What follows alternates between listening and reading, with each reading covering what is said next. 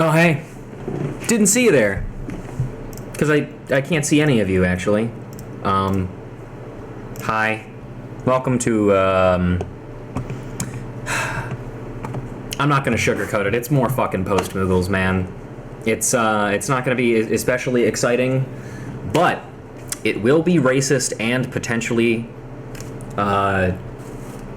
weird and creepy. So that'll be fun.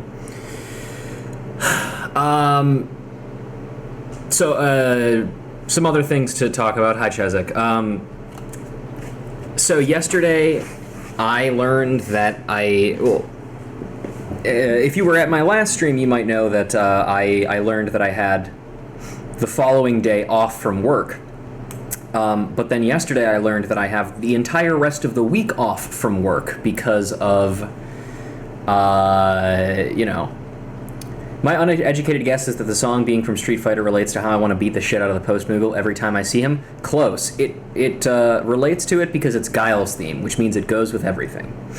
As you can tell, I didn't put a whole lot of thought into the song choice today because I just want to fucking get this shit over with, man. I added it up and I've got 15 Post-Moogle quests left to do. If we can bang them all out within a 4-hour period, awesome. That means we can move on with our lives and we don't have to think about this fucking thing ever again. And I can do my relics, and then I can be... Oh, God, I don't even remember how many it is. Let me just double check because I have here a list of essentially how many streams it's going to be before we theoretically get to the end of A Realm Reborn. Looks like 1, 2, 3, 4, 5, 6 approximately more streams after this one, provided we can get everything done in individual streams, which shouldn't be too difficult to do. Of course, there are a couple of things that I still need to do off stream, such as recording all of the information for the Beast Tribe quests, which I still need to do, as well as some side things that we will be talking about on the next stream when we do the next, or start the next relic step, because starting the next relic step is not going to be much of anything, really. It's just going to be doing a quest, and then it's just going to give us a list of dungeons to do. And honestly, those dungeons are going to be done off stream. So a majority of the time that we're going to be spending on that relic stream is going to be on other stuff, such as Beast Tribe quests, and one very specific type of mage that is of a ocean-colored color. Does that make any sense? It might not make any sense. Regardless, let's stop beating around the bush and go ahead and... Okay. Green, very close. Alright, get me out of this fucking thing. Okay, so today we've got of Siblings and Side Whiskers and Join the Ludus. Let's start with Join the Ludus. Have I got an assignment for you, Kupo? Fan letters addressed to one of Ul'dah's preeminent gladiators, the Prince of the Bloodsands, the one and only Franz the Fair. After all you've done on my behalf, I think it only fair to reward you just so. So charismatic he is that even a Moogle unacquainted with the games cannot help but swoon when delivering the daily batch, Kupo. Franz is training for an upcoming match, so you can probably find him at the Gladiators Guild in Ul'dah, Kupo. Sure. Let's do it.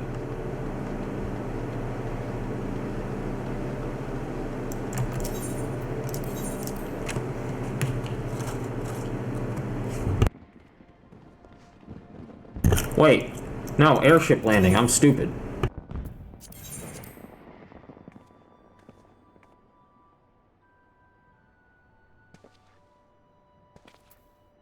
Oh, also, Dragoon's at 60 now, so that only leaves 3 classes that are not at 60 for Post-Heaven's Word. Isn't that exciting?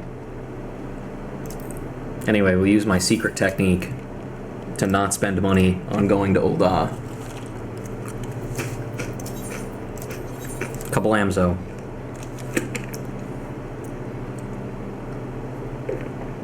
All right.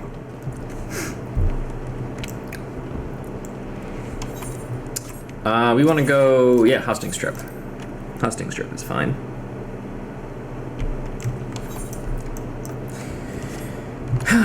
Also, if you don't follow me on Twitter, you might not know this, but yesterday I encountered a catastrophic event that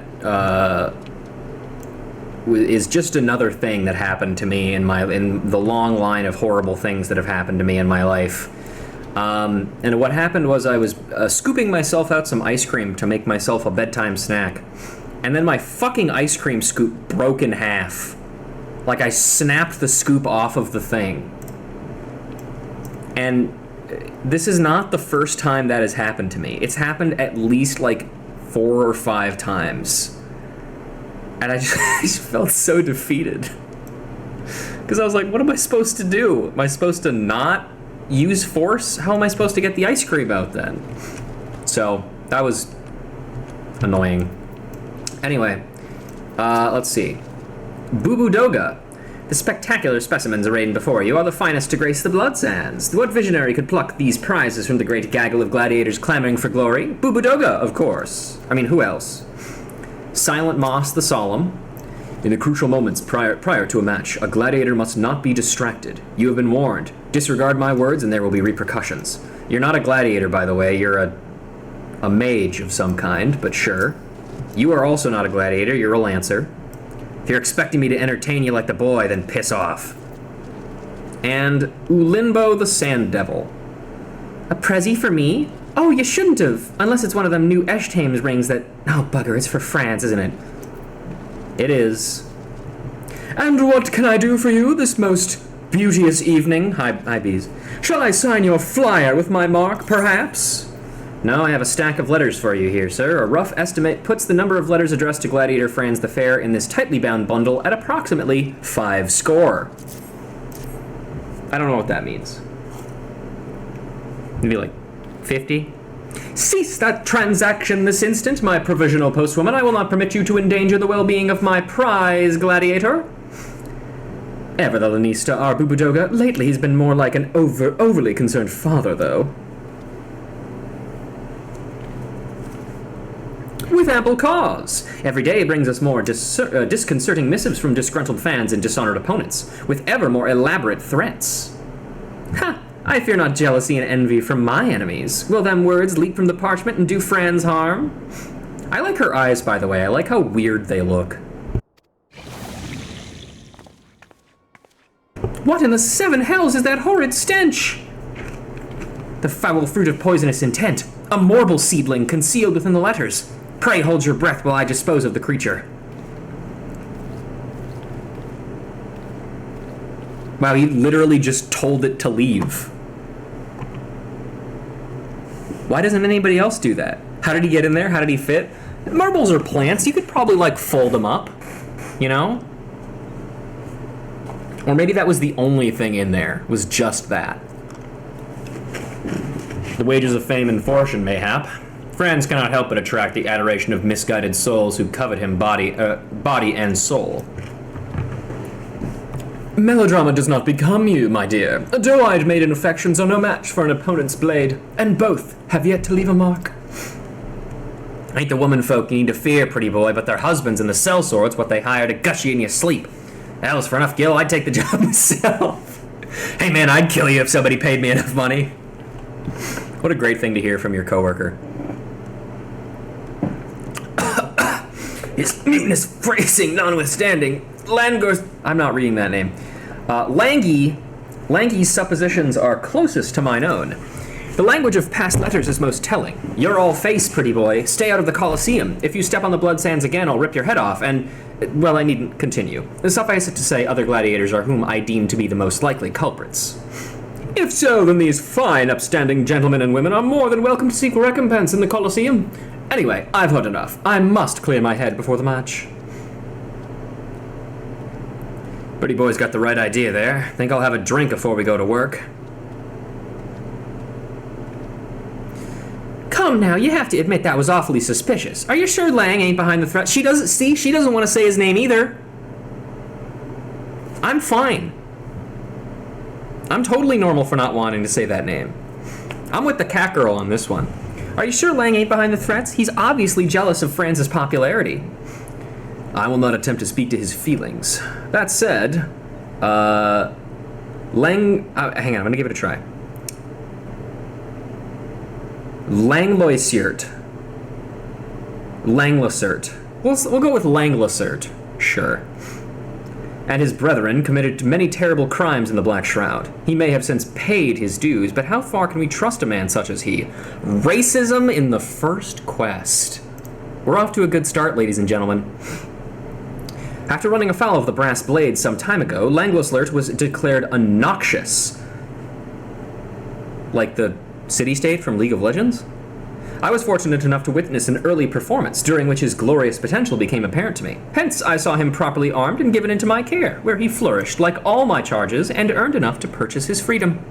In any case, I firmly believe that these letters are the work of others. Moreover, I am certain that these cretins will make further attempts to harass Franz, or worse, which is why I would engage your services, good postwoman, to engage his safety. Why would you hire a mailman off the street to protect an MMA boxer from, like, mob threats? This isn't Fallout New Vegas. Although, I mean, whatever, it's fine.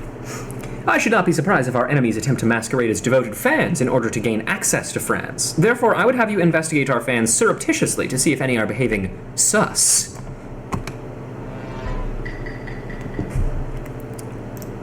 Post these placards on the walls of the Colosseum and distribute these flyers to fans on the steps of Nald. If you know aught of the ordinary, pray inform me, and we shall discuss our next move. Okay.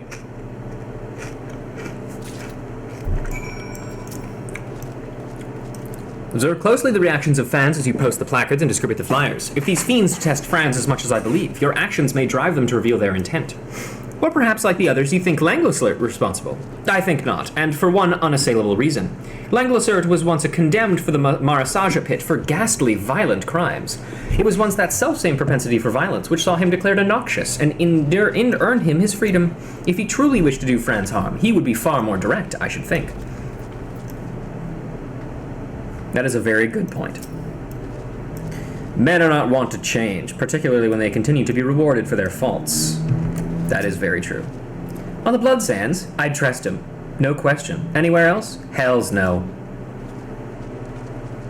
Who are we talking about there? That doesn't matter.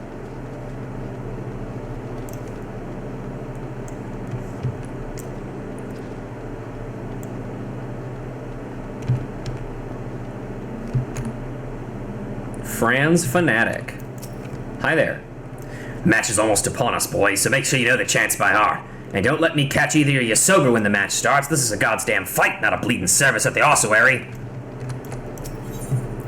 Colosseum Placard. A notice informing the paying public of an upcoming gladiatorial match featuring one Franz the Fair, and some other fighter whose name is not important. Would you look at that, boys? A new Franz the Fair placard. Core, look at the beauties they draw cheering him on. He's your swiving wife, he's your swiving wife. Franz the Fair, he's swiving your wife. Or sorry, he's swiving your wife. That's interesting. Imagine if you're a boxer and the chant that people say to cheer you on is telling people that you're fucking their wives. Certainly an image. Pay me no mind, good madam. I am but another adoring fan of Franz the Fair. Like you, I presume. I would certainly never engage in untowards activities in the pursuit of my hobbies. I didn't say you were. But sure. Is that a new Franz the Flare placard? Calm yourself, fool. When the time is right, we shall remove it from the wall and add it to the collection. Wait! What is this sensation? Is someone watching us? No, not us. We are of no concern to anyone. It is the placard they want, like we do. Oh, okay. That's what she was talking about. Okay, well, that's a better, I guess. Yeah, we want to go this way.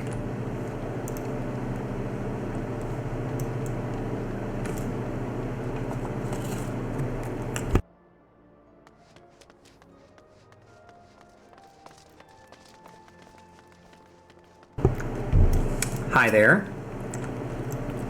What to get for the man who has everything? Oh, is that a Franz the Fly flyer? It's so hard to say. A Franz the Fair flyer in your hand. I must have it. Coliseum flyer. I notice informing the paying public of an upcoming gladiatorial match featuring one Franz the Fair. The number of exclamation points used on the leaflet suggests the printer may have charged by the character. Look at the way the artist has captured his trademark grin. How he glares at his opponent with disdain. I cannot wait to see this vision become reality in the arena wielding his... Oh, that should be splendid. I shall send him the finest sword money can buy. She'll have the sword inscribed with my name as well, so that he never forgets the name of his beloved benefactor. Hey lady, how old are you? Never mind. That's rude to ask a lady. Hi. B. Janet from King of Fighters. More than a few gladiators take after Franz the Fair, like this fellow here. Of course, there's no substitute for the real thing.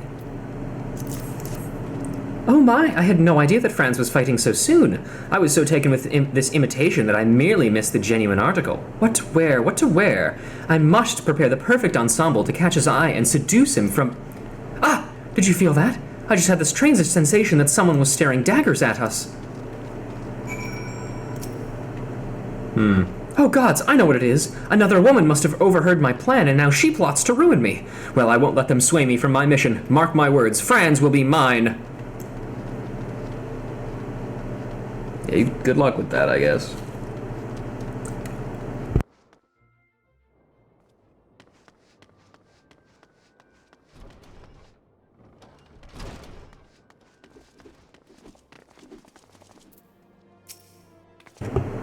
So tell me, did you notice Autobus, aside from the usual shenanigans preceding a Coliseum match, that is? I don't know. I see. Well, it just so happens that I was sorted through the remainder of Franz's mail, and I found a score of new threatening letters.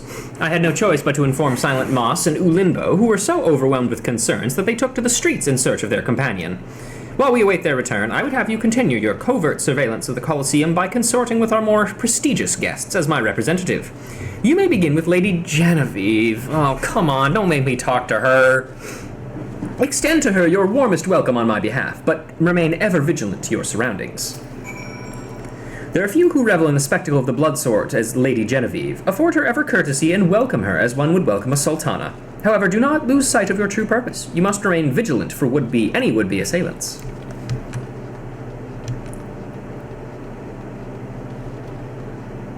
Hi. Do you expect me to welcome your intrusion? You will know that I do not. Oh yeah, what if I do this? Welcome.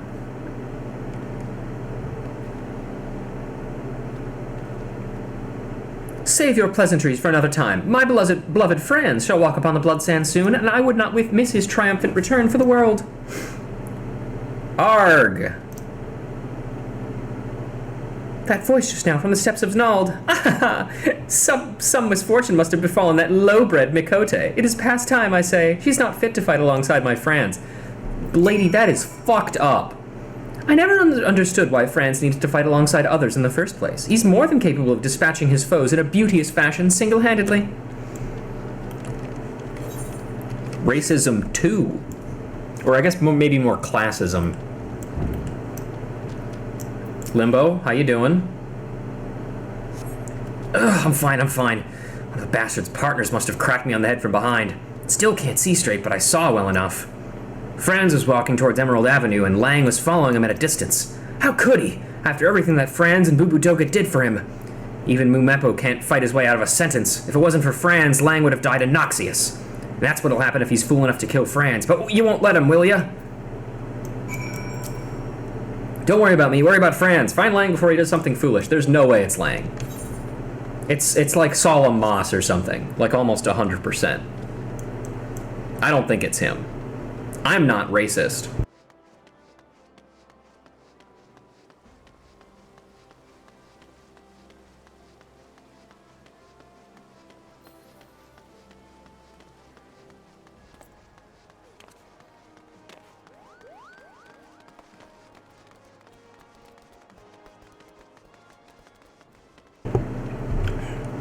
Any dusk whites?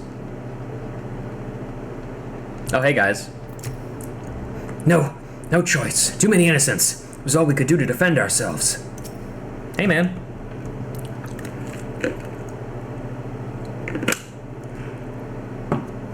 What in the seven hells are you blabbering about? Kill Franz? Did the girl take a tumble and bash her noggin? We were wrong, Postwoman. Langlisert was tracking the gladiator hunting Franz. It would seem he'd been keeping watch over the boy since the moment he left the guild. Pretty boy's got talent, but he's raw. Knows how to deal with enemies he can see, but hasn't an inkling how to deal with those he can't. So's I make a habit of following him from time to time. Of course, he's a slippery one and often gets away. Credit for this particular failure not goes to Franz, though. The gladiators noticed our presence. We were unprepared, and there were too many innocents. Sod it, I ain't making excuses. All I wanted to do was keep him safe. I owe him that much. Gill, ale, women, tain't naught compared to freedom. A man what helps you win that is a man you owe your life. Oi, Postwoman, you're the only one still standing. Help an old horse son keep his honor and go after the pretty boy. Him and the others went out the gate and gnawed.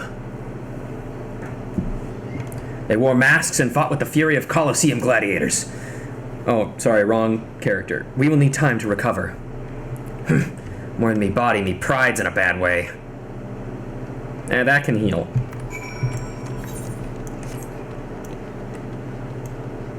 Well, it wasn't Silent Moss or Solemn Moss or whatever. I was wrong, but I was right in that it wasn't Lang.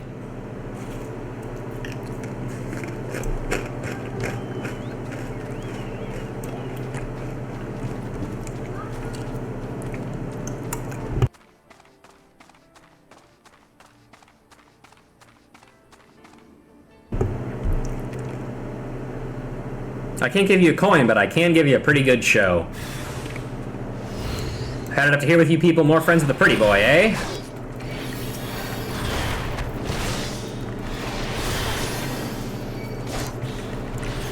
Die. Victory belongs to the brutal. Victory belongs to the broil.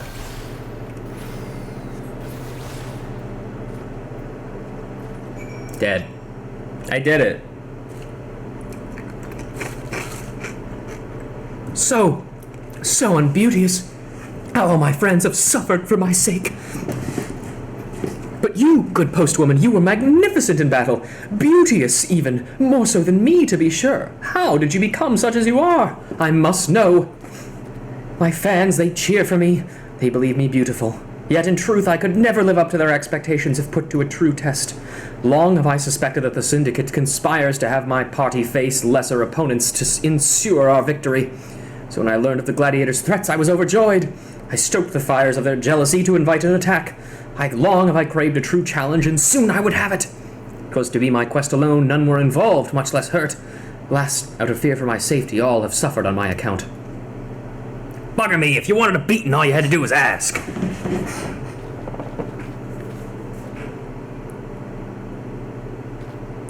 Hells, I've a mind to give him one anyway. There's to be no more moping or sneaking about. Is that clear? This crisis of confidence is hardly warranted, Franz. You're a formidable gladiator, not to mention the soul of this team. God's damn right. We weren't trying to protect you because we thought you were weak. We were doing it because that's what your mates are supposed to do. You hearing all this, Prince of the Blood Sands, the pride of Ul'dah, the suave southern dandy? Quit contemplating your navel and accept you're pretty damn good at this gladiator business. Yeah, I am pretty damn good, aren't I? Beauteous even. I don't know what came over me. And with that, I believe it is time for your beauteous return to the shores of Gladiatoriana. I'll fight in this match solo. The others are in no condition to participate. And just like that, he regresses and attempts to shoulder the burden by himself once more. Lest you forget, I am also pretty good at this conjury business. Ah, that's what she is. Those weaklings in the Colosseum don't stand a chance against us, even as we are now. Let's just earn our pay and get back to the training grounds. Try not to be too efficient. Remember that it's not about if you win, but how you win. The style, the improvisation. Give the crowd something to remember. Then you may return to Halatali. Say, you should come and join us afterwards, Postwoman. I would love nothing more than to pit my beauteous skills against yours. Aye, aye. Halatali ain't as glamorous as the Blood Sands, but I guarantee you'll have a grand old time. What fun.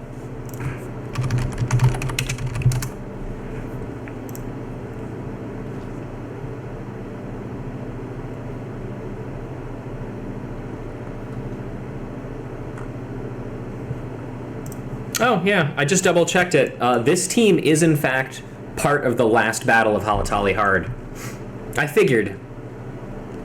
I couldn't remember, because I remember you fought Franz in it, but I couldn't remember if you fought everybody else, too. Back we go.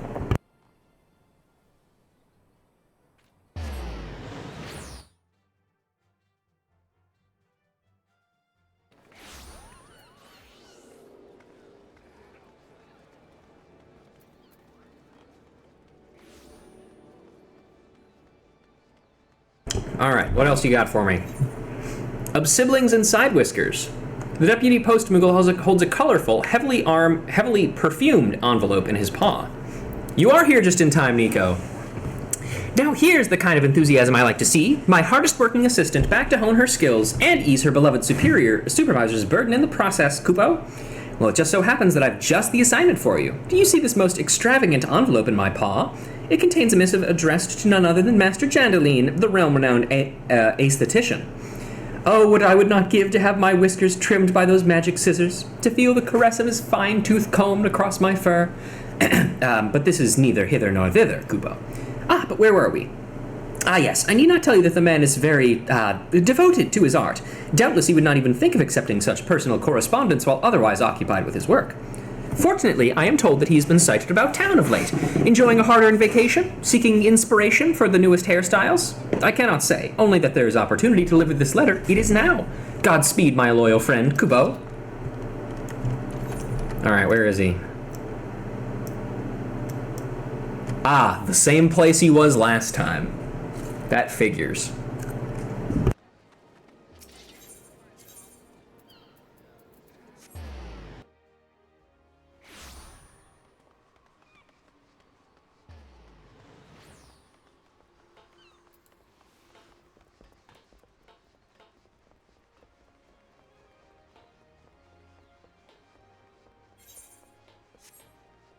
I don't know why I went this way.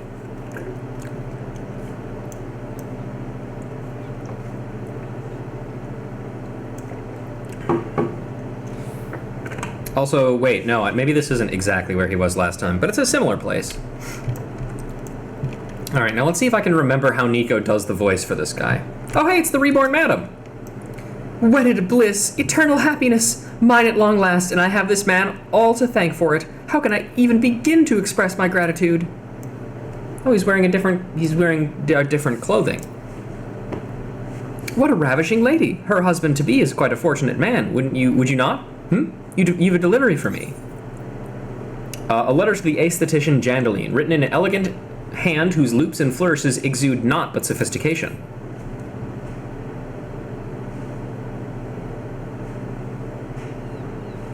I fear there is some mistake. I can assure you this letter is not intended for me, as it was I who penned it. That said, I suppose 'tis no wonder that I am oft mistaken for my brother. We certainly do share a certain family resemblance. Your brother? Why, now that you mention it, good gods, you're like two jade peas in a pod.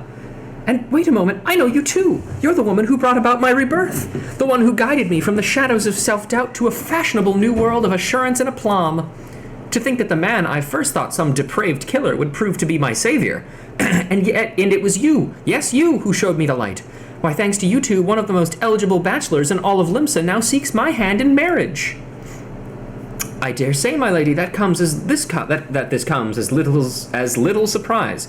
I am so glad I'm not a noble, because I would be killed on the spot for my inability to talk like a normal human being. Only a blind man or a fool could fail to recognize your radiant beauty. Tee-hee, quite the charmer you are. But you must understand it was your brother who brought out the beauty inside me. Should you encounter him in your travels, do pass along my gratitude, Master... but where are my manners? I am Gwilfrance of House...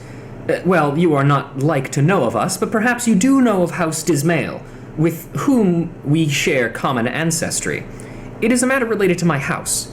or more precisely, its line of succession that has brought me to this nation. Our father, you see, has been stricken with an illness most grave.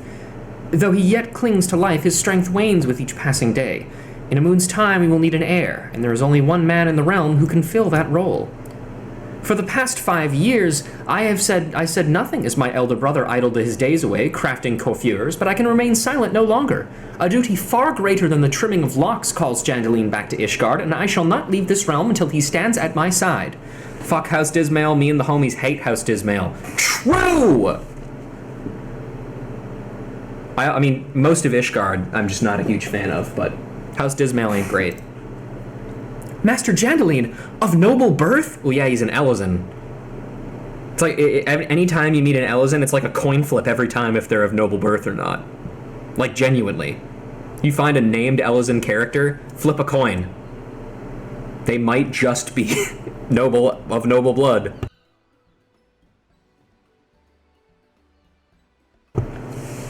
He always did have the most dignified air around him. That is not true. If you are looking for your brother, he mentioned something about heading off to procure a new comb. Only the finest of tools for my wedding day, he said. A comb? The Carpenter's Guild is located in the nation of Gridania, is it not? I suspect that is where we will find my brother. We must away at once. I trust that you will see this missive delivered safely to my brother's hands. I have a pressing matter to attend to, but I will join you in Gridania as soon as I am able. Safe travels to you, and good day, milady. I have the distinct impression that we're not going to find him here, and we're just going to have to go to every single city-state, and we're going to be like, oh, you just missed him. Well, that young man certainly dashed off in a hurry. If you've a mind to deliver that letter to his brother, you'd best make for the Carpenter's Guild, and quickly.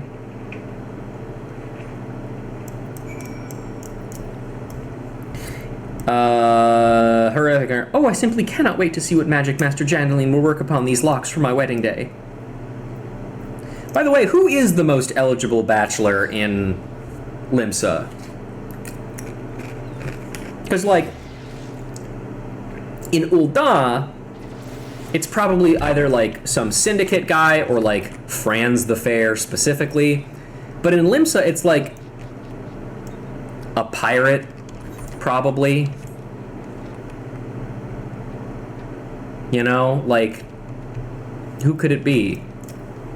Hey, bud. I can scarce believe the tales that Master Beaton tells. Have the years away from Ishgard have truly changed my brother so? Looking for Jandaline, are you? As I just told his brother, the man conducted his business, then went on his way. Bah! How can my brother so flippantly forsake duty and family? It makes not a whit of sense. Perhaps not to you. It would seem you have thoroughly convinced yourself that Jandaline is the one best suited for the duty you would ask of him. That's true. I literally cannot fathom Jandaline being able to do noble house things. If he's not holding scissors and a comb in his hands, he turns into, like, me. You would suggest that he's not? I'll not stand by while you besmirch my brother's good name. While it is true that in recent days he's little more than a glorified beard trimmer, I saw Jandaline serve as our father's right hand since he was scarcely a man grown. He was the very paragon of duty and honor, an example to all around him. Calm yourself, boy. I hold your brother in the highest esteem. It is precisely for this reason that I speak as I do. Allow me to tell you a tale. Once upon a time, there lived a young carpenter. He was possessed of some talent and a great zeal for his craft, and his masters were convinced the boy would come to many great things in the guild. But, the road to success is fraught with many perils. After suffering the loss of a close friend, the youth began to lose his way. Racked with despair, he let both mind and body go to waste. His close-cropped coif grew into a rampant snarl, obstructing his field of vision and getting tangled in his hands as he wielded his hammer. His work suffered, and his masters began to ask if he might not consider another profession. One day, as he shambled to the workshop, he was ambushed by a strange man wielding twin blades. Before he could even realize what was happening, his tangled locks lay on the ground in a scattered heap. In that moment, he came to a realization. Thanking to the man for his services, he returned to his workshop. As if by magic, the youth wielded his tools with a newfound focus and confidence. Works of surpassing quality emerged from his hands, and he reclaimed his status as the guild's rising star. Today, he stands before you as Timbermaster, wearing his hair in the same fashion as he did on the day of his rebirth. Plant a sapling in the slapling in the Twelves wood, and one day it shall grow into a mighty oak. Plant it on the snowy crag in Corthus, and it is not likely to survive the first winter. The moral of the story, kids, don't live in Corthus. It fucking sucks. If you would seek out your brother, pray consider these words. You will find him at the Alchemist's Guild in Ul'dah, but then as soon as you get to the Alchemist's Guild, he will be at the Blacksmith's Guild in Limsa Lominsa. I thank you, my good man. While I cannot say the moral of the tale is immediately clear to me, I just told you what it was, man. Don't live in Ishgard. I will take some time to ponder your words on my journey. Fare thee well.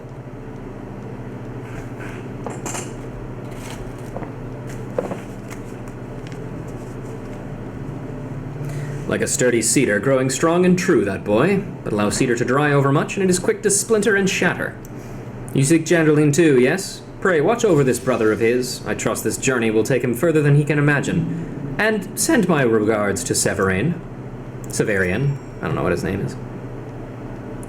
Janderline presiding over his lands from the cold, vast chambers of Amance in Ishgard. When we were to plant an island palm amidst the slowy drifts of Ishgard, I wonder how it might fare.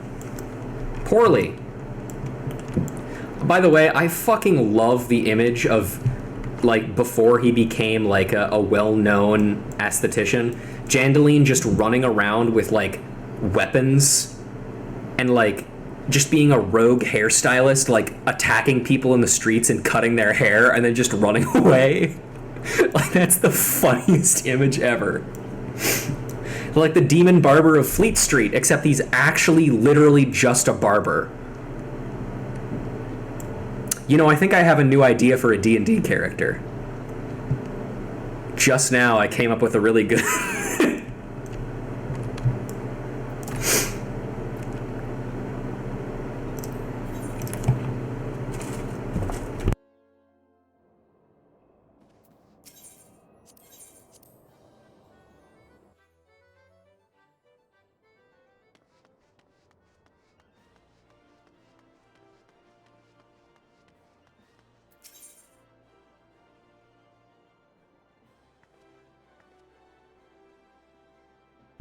He says, try the priest, and gives you a priest hat for your bald spot. I mean, that would help. Or he gives you a comb over.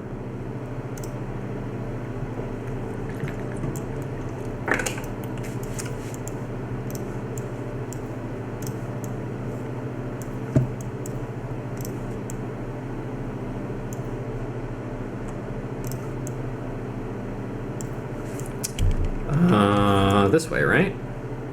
Yeah.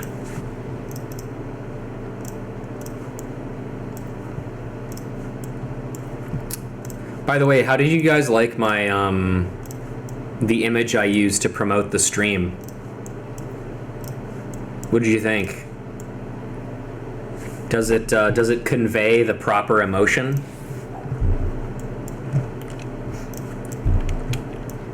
Well, I already know what I'd like to, what I want Janderline to do to my hair, because I've actually been thinking about getting a haircut for a while now. I haven't had the time to do it because I would need to schedule it ahead of time, and I need to get, like, pictures. But I might as well just tell you guys. So my hair is very long right now, and I've never had this is the longest my hair's ever been, and I kind of like the way I look, which is not exactly the most common of things for me specifically. So my hair is also very thick, which it makes for a tough combination sometimes with very long hair. But what I'd like to do is I'd like to get kind of like my temples shaved, but then leave kind of like my long hair, or like the kind of the top, like almost crown, or not the crown, I guess like just like a mohawk essentially, that's just long hair. Yeah, hi Scoosh, we are talking about hair. I was just talking about how I'm hoping to get my hair cut eventually. And I hope that I would look okay like that. But I mean, I don't know, you know? That's one of the things that always scares me about haircuts is like, I know what I'd like, but I don't know if I think I would look good with that hair. It's one thing in video games to be able to like preview a hairstyle ahead of time, but like, can't do that in real life, really. I mean, you can, but like, it's difficult. Anyway... The stubborn fool will tell me nothing. I dare say conversing with the walls of Snowcloak would prove more fruitful. Just get a buzz cut? Yeah. Sometimes, yeah, if you like it simple, then, you know. You too come in search of Jandalane? Do I look like the man's mother? He had business here, and that business is now done. Like Beaton told you, he's in fucking Limsa now, you idiot. Why didn't you just go there? Do I look like the man's mother? Oh, I already said that. He has moved on, and I suggest the two of you do the same. I need not tell you that I am a busy man. How many times must I repeat myself? Simply tell me where my brother has gone, and I will be glad to leave you to your dabblings and tinkerings. Bah! Beg of you, friend, talk some sense into this man. Surely in your capacity as the Post-moogle's assistant, your words carry some authority. Absolutely not. The order could come from the Sultana herself, and I would say nothing. Sending a man of such rare genius off to some musty, dreary Ishgardian manse? Why, the mere thought of it makes my blood boil. If you care so much for your family demesne, go defend it yourself. Would that I could, but I fear I am not, and I have never been my brother's equal. Yes, any half-wit could see that. All right, man. Jandalane is possessed of both a brilliant mind and an insatiable curiosity, a combination I have rarely seen in any but myself. Yes, we are. We're doing post-moogle stuff.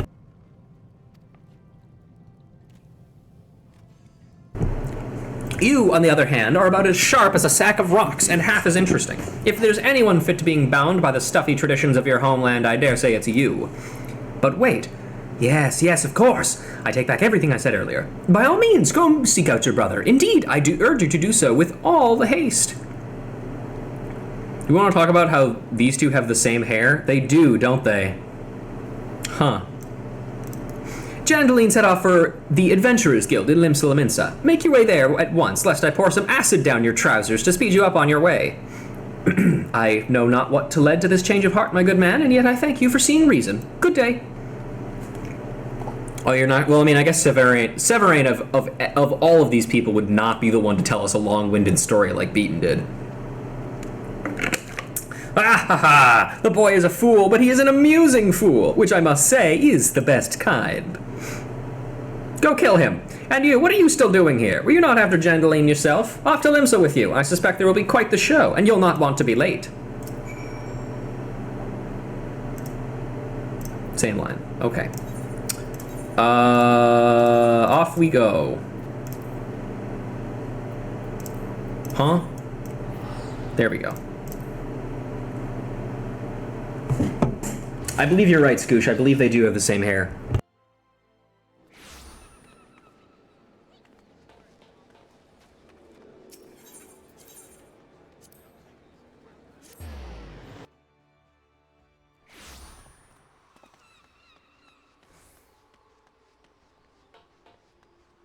Oh god, I can fucking see him off in the distance posing.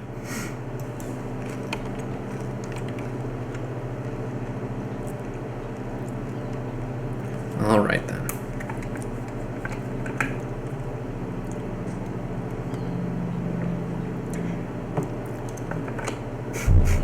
What is he doing? Why is he standing like that? Yo, when is this gonna be an emote that we can get, by the way? This is what I want as an emote. I want to do this pose. I have traveled long and far, and I have finally found you. Do you hear me, brother? Father needs our help, and none save you can follow his proud footsteps. A letter from me?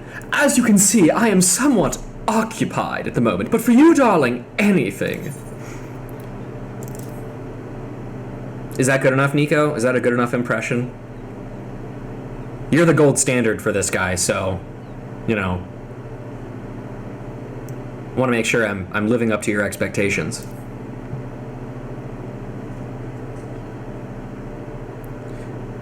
Yeah, you get a pass? Hell yeah, I got the theater kid pass. Remarkable, friend, to travel the realm thrice over to deliver my missive to my brother. You are a true exemplar to messengers everywhere. Well spoken, brother mine! I have found myself quite taken with this adventure as well. It's as if we share a mind. If you feel this way, brother, then why do you resist your calling? Father needs you. I need you. How long do you intend to persist in this folly? When did you become such a dreadful bore, dear brother? Have you the chill winds of our homeland frozen that heart that once beat inside of you? I am simply answering the call of family and duty, a call that I could ask you to heed, you to eat as well. You are the eldest son. None save you can carry on that family line. In these 5 years, the child I knew has grown into a man, and yet there is an unsightliness about you. This meekness, this timidity does not befit you. My hands tingle in disgust. Brother, what is this you say? Just as I live, this unspeakable embodiment of ugliness must die. Begone, foul demon! You gods know! Ah! And then he kills him. Dead. What? Hair extensions woven from the tail hair of a jet black eastern steed. A mustache plucked from mighty behemoth's mane. Tell me, brother, how do you feel? Why, it's as if the shadows of self-doubt have been purged from my soul, cast away by the light of a singular, unwavering confidence. Where once stood a faltering child, now stands a man, brave and bold, like Batman. Who knew that long locks and facial hair could be so empowering? It is as if I have died and been born anew. Just so, brother. You were always meant to follow in father's footsteps, just as I was meant to pursue the path of my own. I have simply brought out the man that was always inside you. A most happy name day to a brother reborn.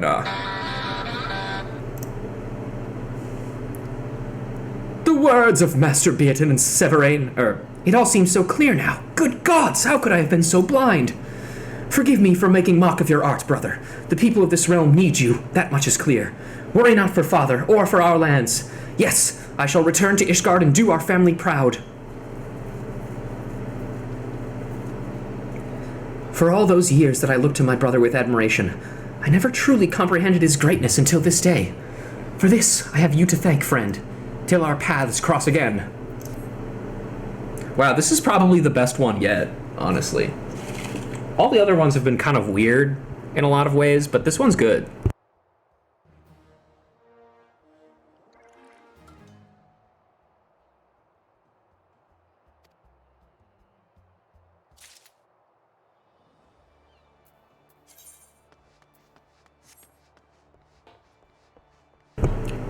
And we never see him again.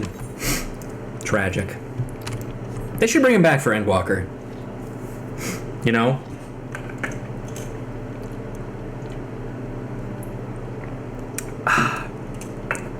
In fact, I think he should be in the main story in Endwalker. That's what I think.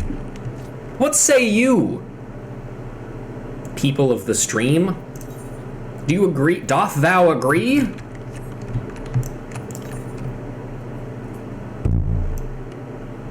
Yeah, Bulwark Hall.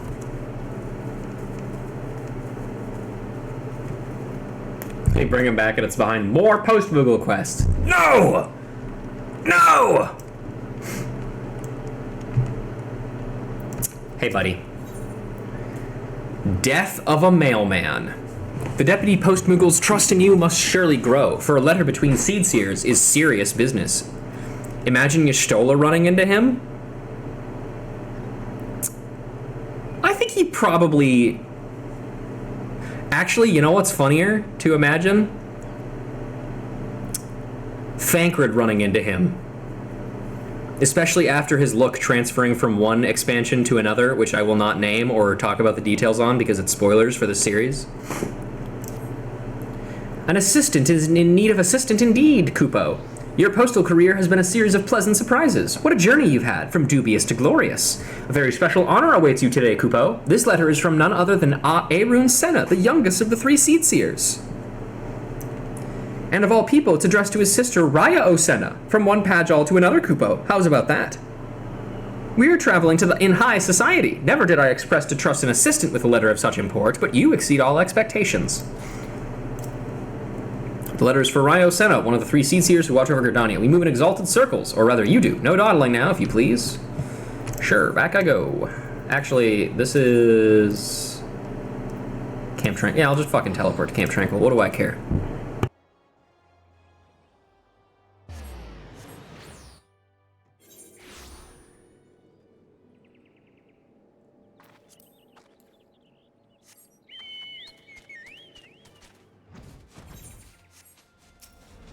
Galen spotted.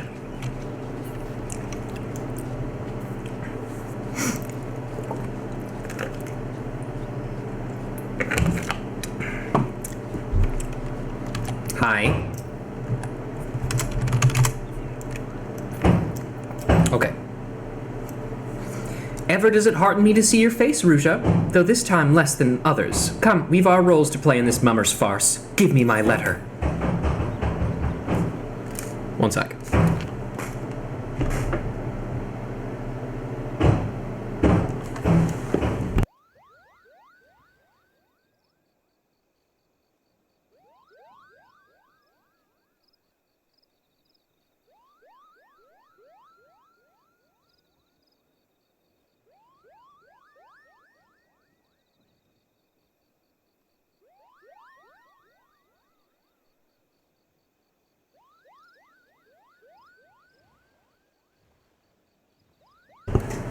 That was not a washing machine, Otaku.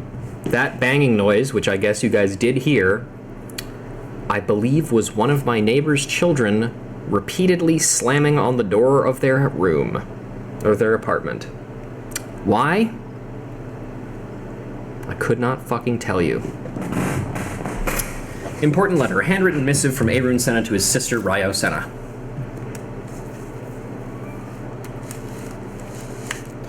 And there it is, the letter from my brother. Thank you for the delivery and the certainty. Is it the same children as that is it the same children that scream? Absolutely. I'll tell you what, by the way, I had a moment of weakness yesterday because I had prepared a nuclear option. Actually, hang on. Let me make absolutely certain of something. I'll be right back.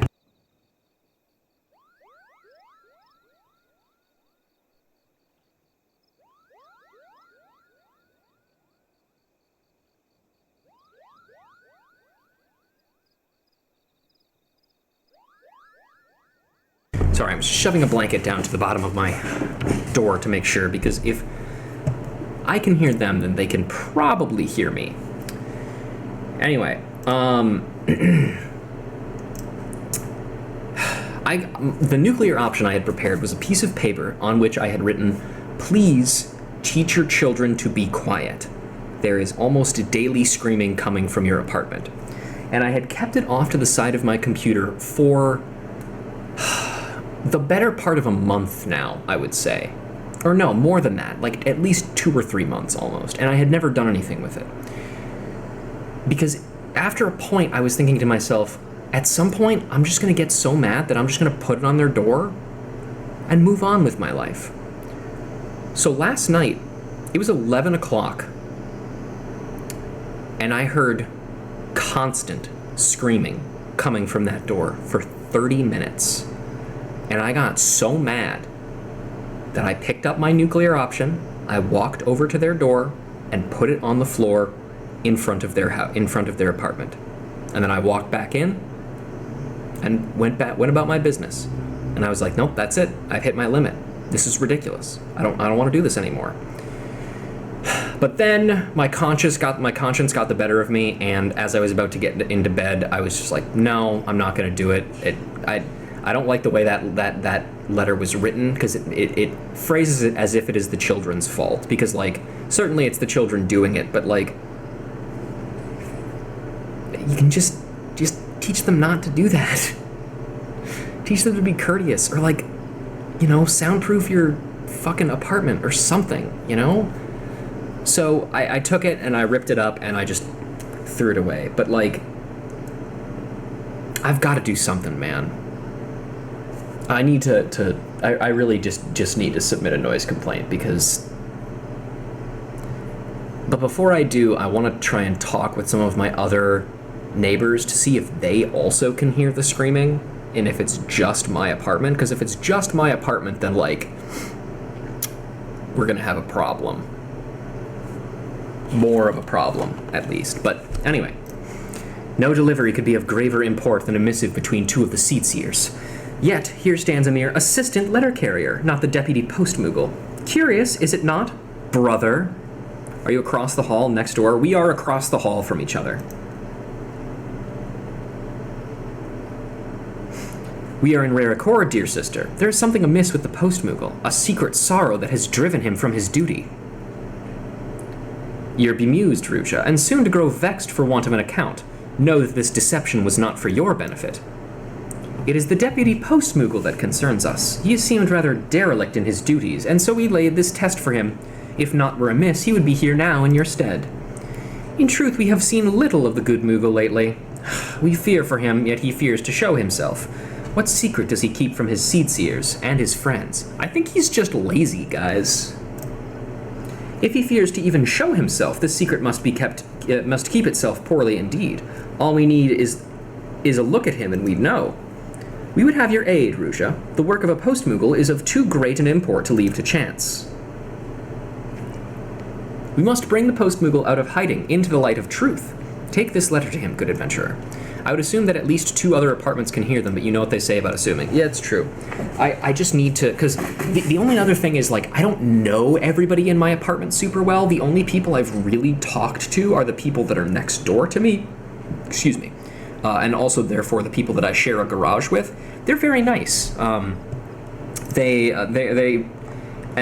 think some complaints might have been levied against them because, like, I don't know, they're smoking near the garage or in the garage or something, and like one time they opened their door and just like a cloud of weed smoke billowed out. But like they're doing it in their room or they're doing it in the garage that they are like own essentially. So like who gives a shit, dude? If I don't have to deal with it, then what do I care? And they've been friendly to me. Never bothered me. But you know who has bothered me? Screaming children. So I don't know, but I do want to directly chat with some people and see if it's a problem. Take this letter to him, good adventurer. Tell him not of us, not a word. Tell him this letter comes from a twin adder soldier and must be delivered to a sylph of ill repute in the East Shroud. You will beg the Post-moogle for aid. Tell him that in your callowness you cannot find the destination. His vanity shall push him out, and his affection for you will pull him in. Directly to Little Solus, where he shall find us instead of the wicked sylph. We'll settle this once and for all.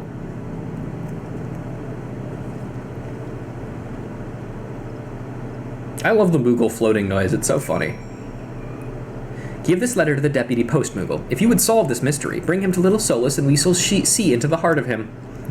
So, one other thing to note that I think is just important to bring up. This may seem strange as a method of doing this. It's just like, just go see the deputy Post-moogle, but it's later, we learn that there is a reason why... What the hell? I saw these exact same people yesterday, or like last time I was doing this. Suspicious. Anyway, there is something about the Seed-seers where they're not allowed to leave Gridania, which is why this is necessary, and we'll learn a little bit more about that later down the line. Did delivery go as it should? Such an important letter, such exalted company. How I miss... Kupo? What's this? A difficult letter to deliver, did you say? Yep, a letter to a sylph, part of a not-so-elaborate plan to draw forth the Postmaster Moogle from his postmaster spot of hiding. A letter from a twin adder soldier to Diluxio, the most notorious sylph indeed, Kupo. You were right to come to me. This is a difficult delivery indeed. But I am not familiar with Moonspore Grove, Kupo. I barely know the name. Moonspore Stove? Clove? No idea where to find this Diluxio. None. Wish I could help, but I regret to tell you I cannot. I simply cannot go with you to Moonspore Grove, Kupo. It is specifically the younger ones, right? Yes, it's pretty young kids. I would say kindergarten and younger, maybe, if I had to guess, based on how young they are.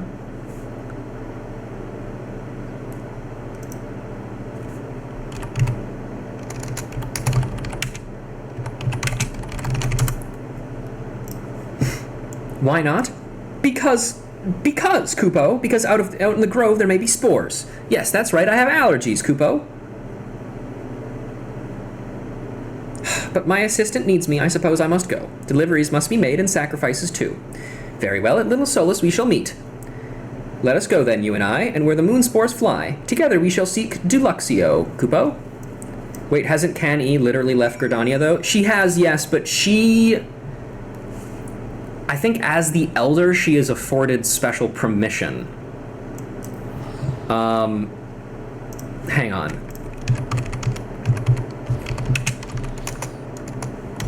I'm looking this up because I want to make sure of something.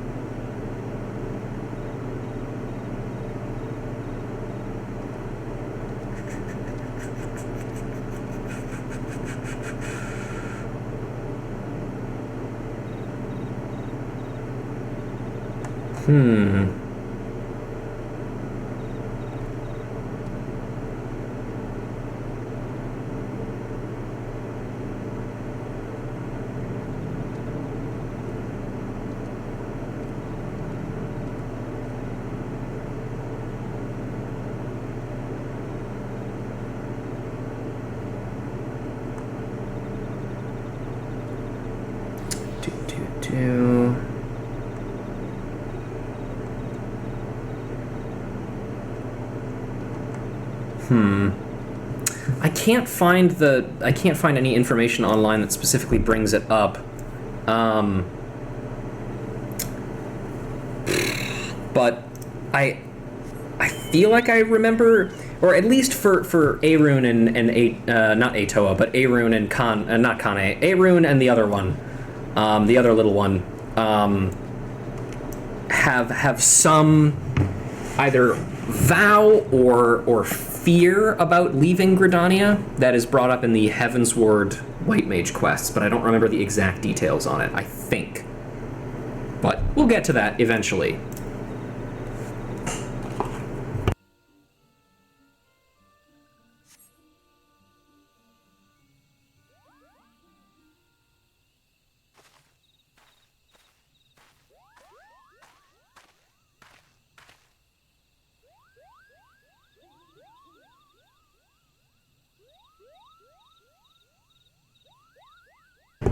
How now? Where is the Post-moogle? It is not like him to be so late. Something is amiss with him, well and truly. Could it be that he has sensed our presence? That he dares not meet the Seedseers? He is near, sister. Beyond that, I cannot say exactly where. And the elementals, something has them stirring. If he will not come to us, then we shall go to him. Brother, you and I are for the Bramble Patch. Ruja, you shall seek the Post-moogle near the Hawthorn Hut. I like this not, Ruja. Sense something diminished about the Post-moogle's presence. Aid him. Be his friend.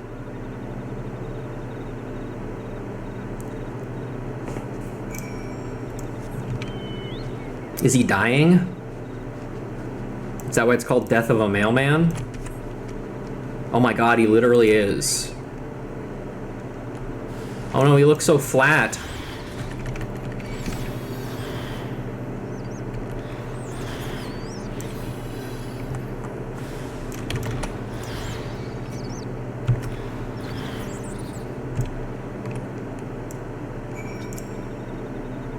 Get up. Get up to get down.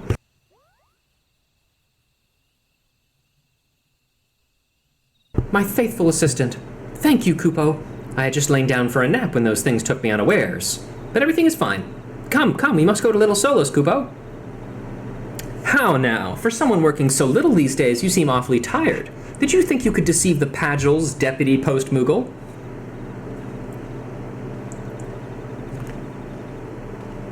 Gang.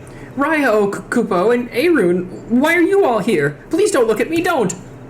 I shall look at whomever and however a manner I see fit, though I may say that the privilege does not extend to everyone in the present company. My apologies. My humblest apologies, Seatseers. I'm not feeling very well, Kupo. With your leave, I must return to my home. Your home is here, in the 12swood, Deputy Post-moogle, and if you think your friends would allow you to fly on those shredded wings, you must think very little of us indeed. It was a windmill, was it not? Your life has been in the 12swood. How could you know of such structures? You managed to survive the collision, but the injury was great. Oh, you poor brave fool. That was why you suddenly took on an assistant. 'Twas so that you might heal. Why would you not tell us, not seek our help? Why hide your hurts from my brother and me and this good adventurer? You even withheld it from your fellow Moogles. Please don't take away my cap and satchel, Kupo. Please, it's my life. If I can't be a Post-moogle, I don't want to live, Kupo. Please don't ground me. My faithful assistant understands, Kupo. I beg you, help me. Tell them not to ground me. Please let him stay on the job. I can handle things until he recovers. It's worth noting that I don't think they've actually said anything about, like, taking his job. They're just, like, asking him, like, hey, man, why didn't you tell us? You know? I don't know. Hang on.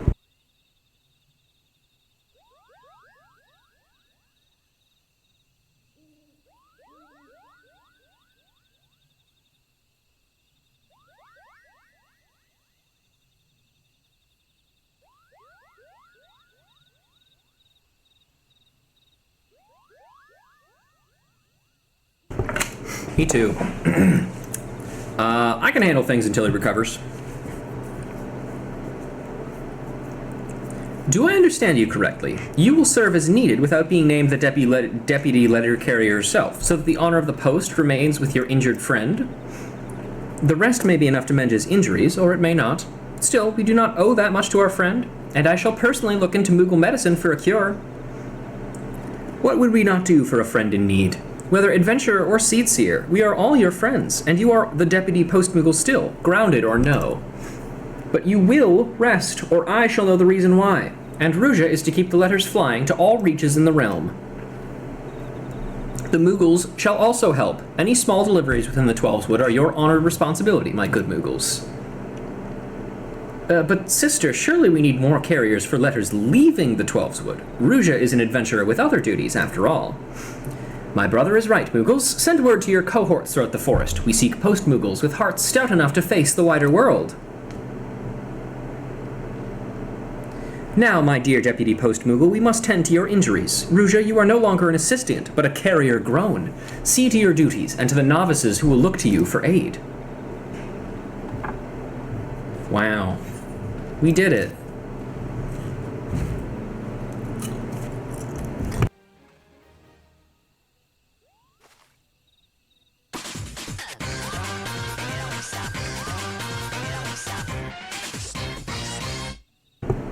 My reputation. You've been recognized for your past achievements and promoted from assistant to full letter carrier. Remember that every delivery you complete helps the Deputy Post-moogle cling to his reason to live. Jesus Christ. And congratulations on your promotion. Thanks, man. Alright, so where do I pick up the quests from? Is it still back at Limsa? I'm gonna go back to Limsa. I hope it's still there.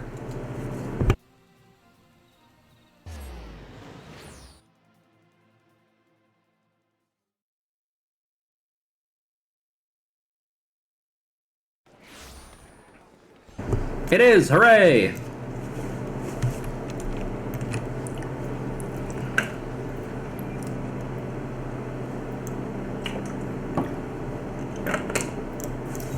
Hi. All in the family. Who is that? Right, I know who that is. And what's the other one? Dual personalities. I don't remember who that is. Also, you guys want to know why I'm a fucking idiot? Remember how we got this mini-mole from the quest last time? I didn't fucking read it. God, I'm so stupid. Alright, mini-mole. When not dining on a protein-rich diet of earthworms and grubs, he dreams of making mountains.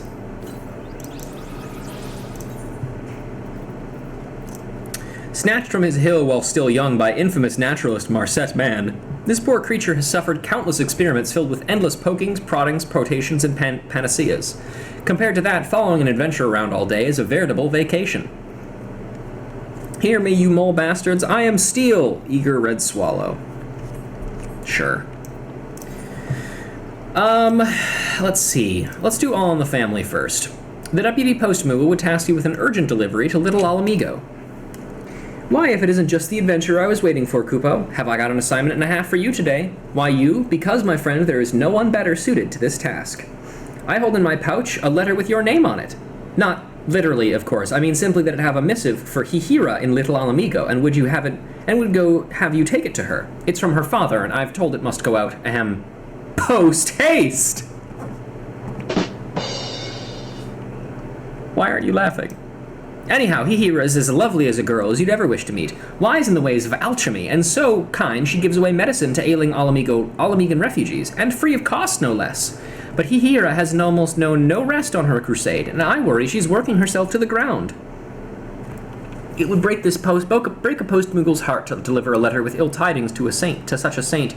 So if the message brings anything but joy to Hihira, would you be a dear and aid her with every ounce of strength you have, Kupo? Sure. Off we go. Yet again.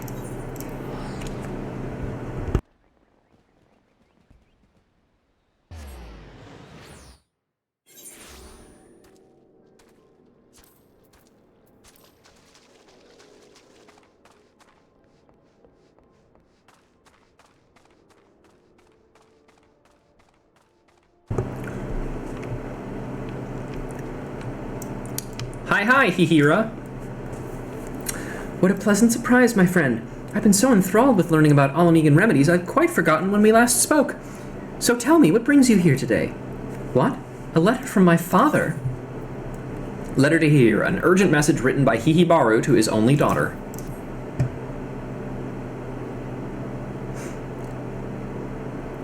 Dearest daughter, I fear I am not long for this world. My belly grows worse with every passing day, and I have something I must give to you before my time here draws to a close. I had no idea my father was ill, let alone with a mortal ailment of the stomach. Our relationship is fraught, I shan't deny it, but neither will I idly watch him die. Why, I just learned of a remedy that ought to be potent enough to cure even the green rot, and I need only Trader Vetch roots to brew it. Ruja,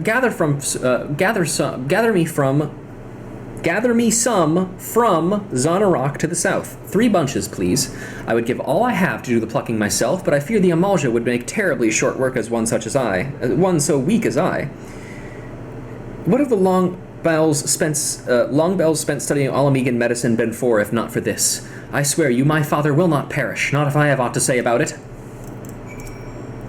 Ruja, please head to South Zanarok and gather 3 Trader Vetch roots for me. I have no hope of shaving my father without them.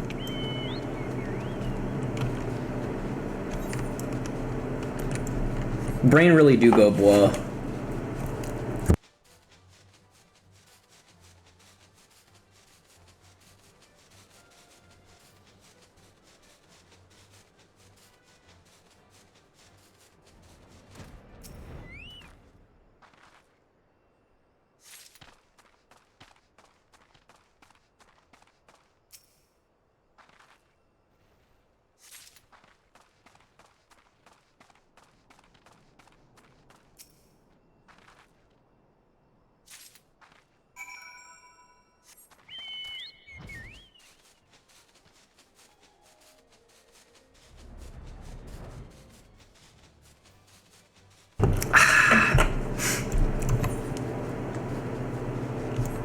Water is good.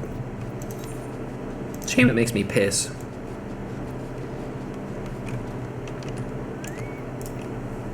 I am most relieved to see that you have returned unharmed. And what of the Trader Vetch roots? The thick taproot of the Trader Vetch, a hardy shrub that commonly grows in deserts and other arid landscapes.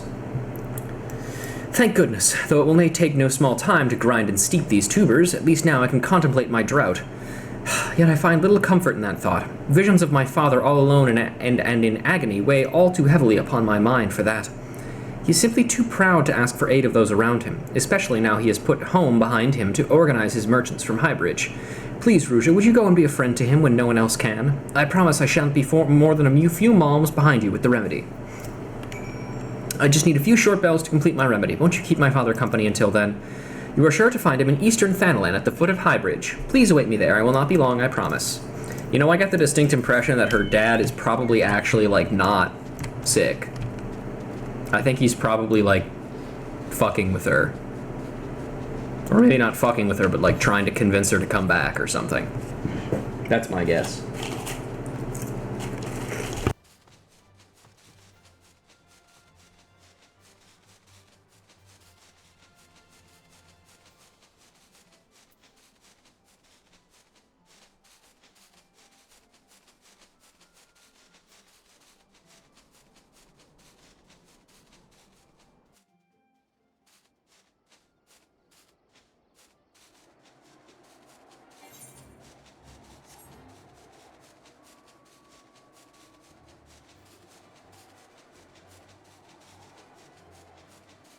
There's never been any quest that ended up being Wild Goose Chase. It's true. They're all always very direct and to the point.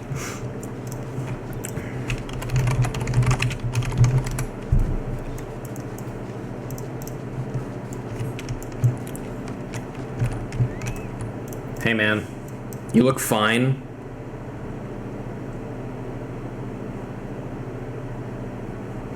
Welcome back, my friend. I knew you weren't immune to the lure of fine merchandise. Mayhap I can interest you in it. Dear me, why do you look like one bound for the Lich Yard?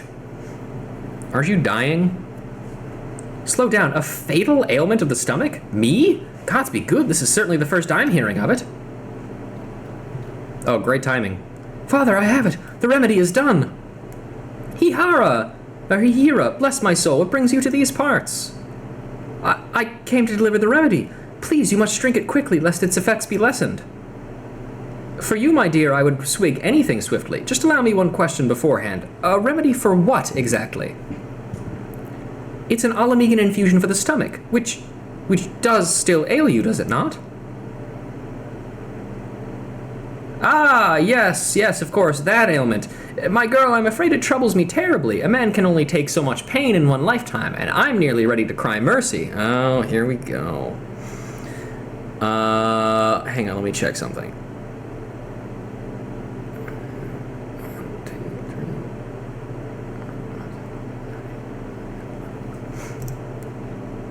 And she falls for it. Incredible. It's my own damned fault, always blinded by pride and the glitter of Gil as I was. Thal take me, I was so sure business would take root and grow mighty in this wasteland, but I have little and less to show for the years I've poured into this place. To call what I make every moon a pittance does injustice to the word, while merely opening my ledgers has me doubled over, grasping my stomach in pain. Things have grown so dismal I might even give up being a merchant. My life is near over. What? What's what, dearest? Your life is nearly over as a merchant? You have no mortal sickness of the stomach, nor are you headed for an early grave? An early grave? Why would you possibly think that? Ah, but I'd forgotten you make every molehill into a mountain, Hihira. Really, my girl, you ought to have thicker skin by now. I was merely concerned for your health, father. By the way, legally speaking, everybody, if you ever find yourself in this position in real life, and indeed, Hihira too is also in this position, you have every right to punch your dad out. Just square in the face. Or even if it's not a dad, like if it's anybody who tries this shit on you, you can punch them out, legally speaking. Good gods, no one has ever perished from a stomachache. But no matter, I am glad you're here, even if you come on a fool's errand. I have a gift for you, please, take it. No. What's that? Speak up, Hihira. I want nothing from you now, or nothing to do with you ever again.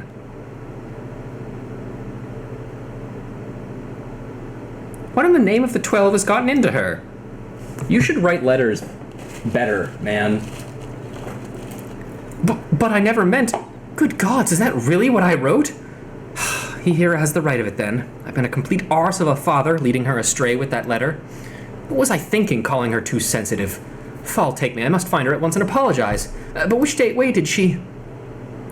Bloody hells, Hihira just ran south. Straight towards an Amalja encampment.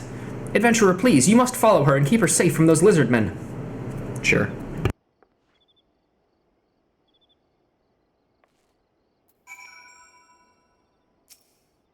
Why in the seven hells are you still here? Scour Drybone for Hihira before the Amalja find her. I need to make sure I get all the dialogue, man. That's why I'm still here. Come on. You've been on the stream before. You know how this works.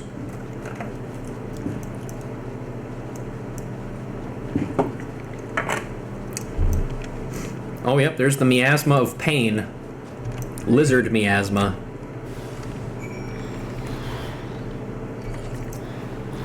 Death to all those who trespass Lord Diffrit, behold another trespassing heathen. Good try, buddy. Hey, don't run towards Amalja encampments. Just to... Thank you, Ruja. Gods, what possessed me to come here? I don't know. Excuse me. I was a fool for letting my father upset me so, and for blundering so near to the Amalja. All I wish to do now is return to Little Alamigo and think things over for a spell. I suppose my father ought to know no harm has come to me, but I have no stomach for the man at the moment. Would you please tell him in my stead?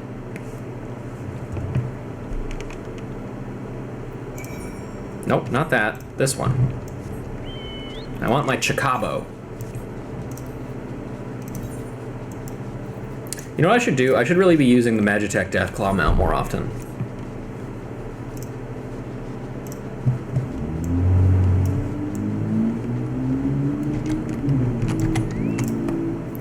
What of my daughter? Has something befallen her? Well? She's safe then. Thank the gods above for that. I've never been more worried in my life, nor felt such sharp pains in my belly as when I was waiting for your news. What was I to do but to take a swig of that remedy Hihira brought? Let me tell you, it's amazing stuff. A mouthful eased the cramping and a cup cleansed the pain immediately. I had no idea my daughter was such an alchemical prodigy. Why, this remedy is easily worth its weight in gold. It would be criminal to waste this kind of genius or hide such a miraculous elixir from the realm. You must ask Hihira if she can brew more. To put to market, of course. I'm not asking this to line my own coffers, mind you. No, my daughter created the best, and the whole realm will be all the better for having access to it. Just think of the lives that could be saved if the remedy were made available to all Eorzea through my network.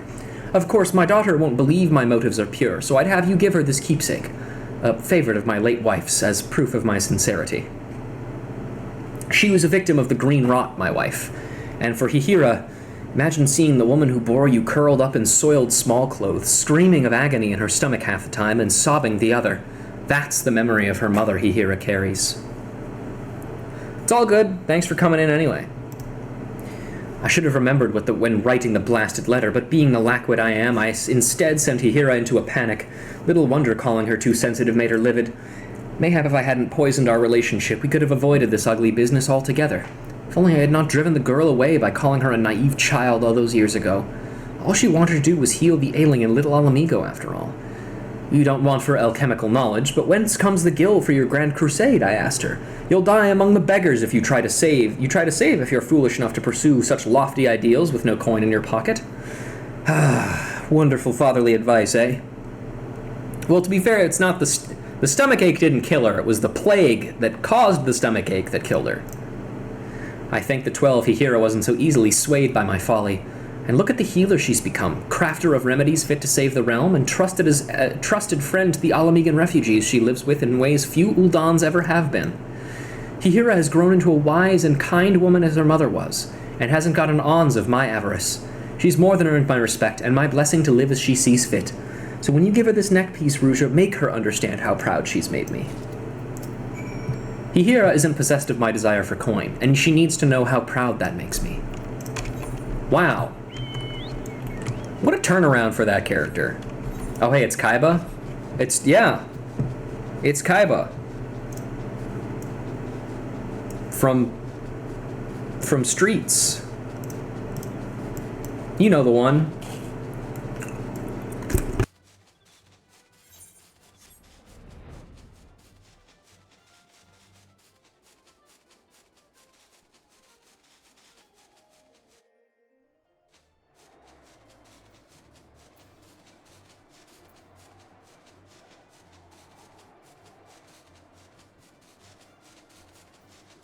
Now let's just say, hypothetically, that I were Nagito Komeda.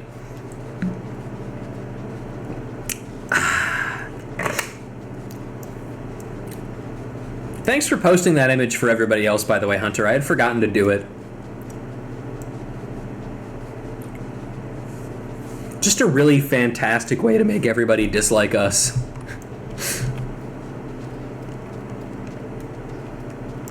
Oh yeah, for sure, man.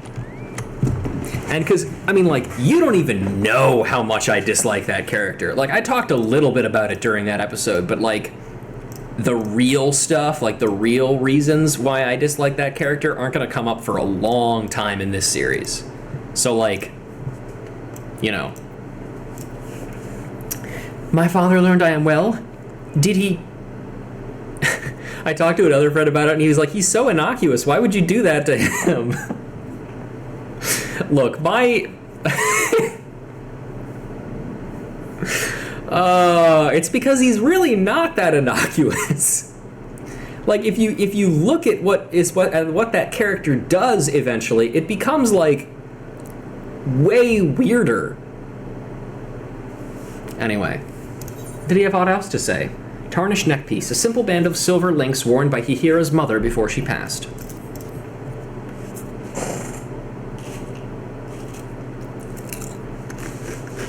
How odd. I know I've seen this before, but I cannot remember where.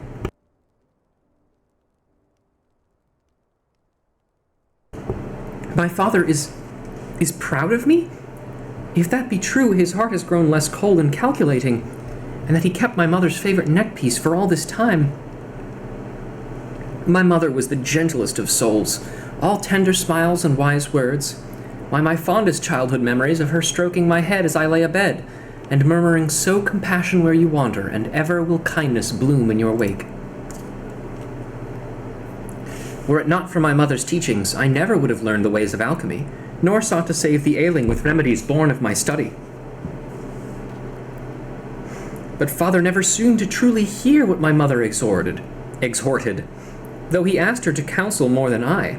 Watching him pray so devoutly before the altar of profit was simply more than I could bear. Yet, though I know not if I believe his promise of change, I can think of no better way to distribute my remedies than my father's network of merchants. And if his work might deliver succor to the downtrodden, am I so stubborn as to deny him the chance? I'll do it, or I shall at least try. But by enlisting the aid of Alamegans here in brewing the remedies, how could even the fates deny us success?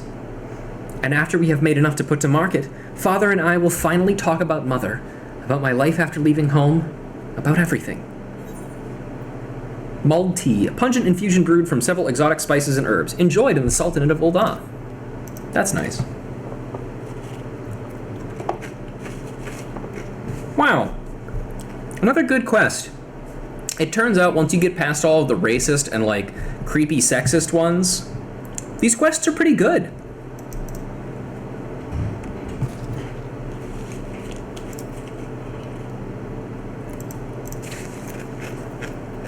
Alright, back we go.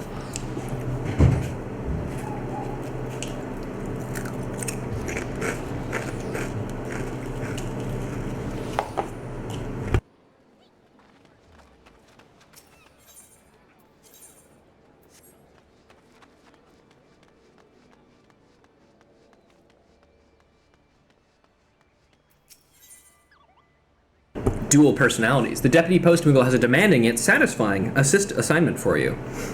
These quests are like those fucked up jelly beans that are sometimes normal. Oh yeah. You bit into this one and you got racism flavored jelly bean. You bit into this one and you got heartwarming family drama flavored jelly bean. Why, if it isn't my obedient slave, excuse me? Trusted assistant. Back for more? I've got something a little more demanding of you this time. It's nothing less of a demand for satisfaction, Kupo. That's right. Phoebus the Dull wants a duel with Ansem Larkscall. To the death, no doubt. They're a pair of the most barnacle-brained pirates that ever got washed ashore. They're always cracking each other's heads open over something or some other down on Candlekeep Key. When Anselm's at a loose end, which is a majority of the time, you'll find him loitering around Limsa Liminsa. So go and say hello and make sure he gets Phoebus' challenge. And don't forget, a prudent post person always sees his mission through to the bitter end. Good luck, Kupo. Yeah, I think I remember these guys as well. I think they're in that fate in from the fate where there's just like two people beating the shit out of each other and you just have to kick the shit out of both of them.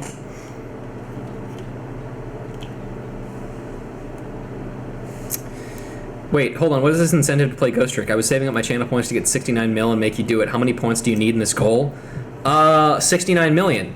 It's a group where you can work together to it. It's been going on for a very long time, and so far people have donated enough channel points for it to not even remotely reach 1%. True! Thanks for the sub, Kent. Unfor it, you can only give 2K per day? Exactly.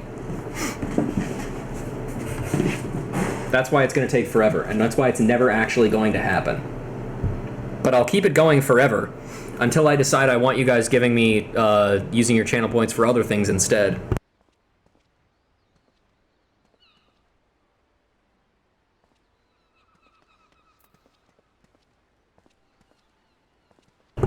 That's correct.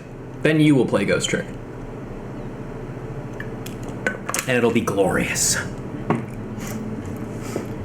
We are the hardy pirates, we sail the stormy seas, with bird muck on our shoulders and woodworm on our knees. It's at like 2/3% now? Ooh, very nice. Was told the greatest incentive of all time to actually play it in that there are two action buttons, Ghost and Trick. That is correct. Really, the only buttons you need to worry about are the button that says Ghost and the button that says Trick. You got business with me, lass. If I owe you a coin, come back when these fellers are done tussling and I'm done drinking. Whatever that may be. Ha-ha! Challenge to the death. A not-so-gentlemanly behest from the not-so-jolly bout of mortal combat with a C from one addle-pated pirate, Phoebus, to another, Anselm.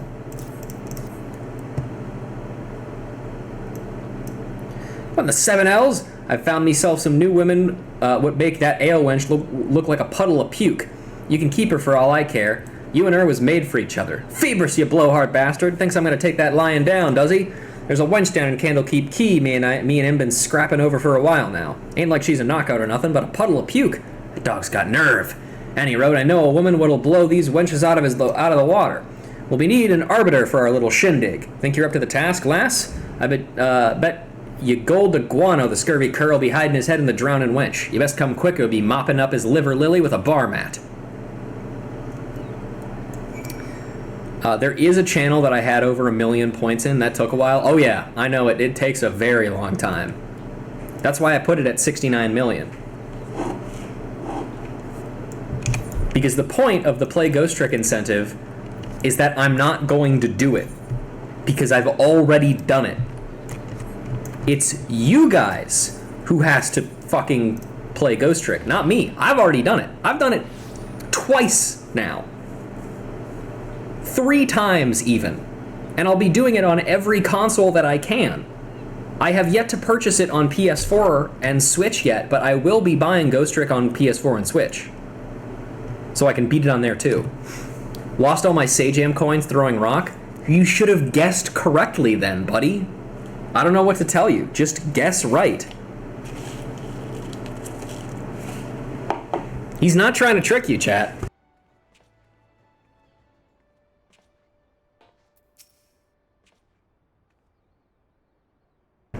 Look, you can't look at a Uniclip and assume it kills. Well, clearly you were wrong. You think your woman's better than mine? You're blind, man. What happened to you? Did you catch a glimpse of that ugly mug of yours in a mirror?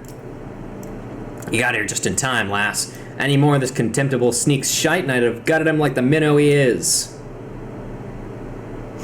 So you're the arbiter this bilge-rat told me about. Good day to you, lass. The name's Phoebus, and some call me Phoebus the Dull, but don't let the name fool you. Me wits are as sharp as me blade. They tell me there ain't no woman better than mine. I've been trying to knock some sense into Anselm's thick skull down in Candlekeep Key, but every time some meddling plank comes charging in, sticking in their nose where it ain't wanted. So So this time we ain't fighting with fists, but with facts. And as the only sober one between us, is only fair you decide who's right and who's talking out of their arse. Alright then, me first. I'll show you the apple in me eyes. A pair of Mikote beauties that'll put airs on your chest. Follow me down to the bulwark hall and I'll take me winnings. Oh good, we're arguing over which woman is prettier. Also, why did you guys run that way? There's an elevator down to the bulwark hall the opposite direction from that. Ah, it's these two. I remember these two.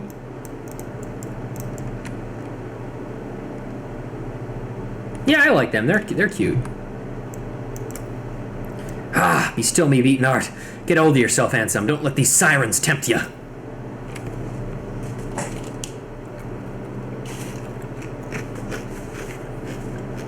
Why am I also crouching down like this? Ain't that a sight for bloodshot eyes? Can't say the same myself, but you ain't seeing double. There really are two of them. Wrap your peepers around the Mikote twins and tell me there ain't no gods. Why did you have to do a shot like that? Come on, man. Oh, god damn it. Right after the calamity it was. Terrible tempest struck up and drove me ships against the rocks.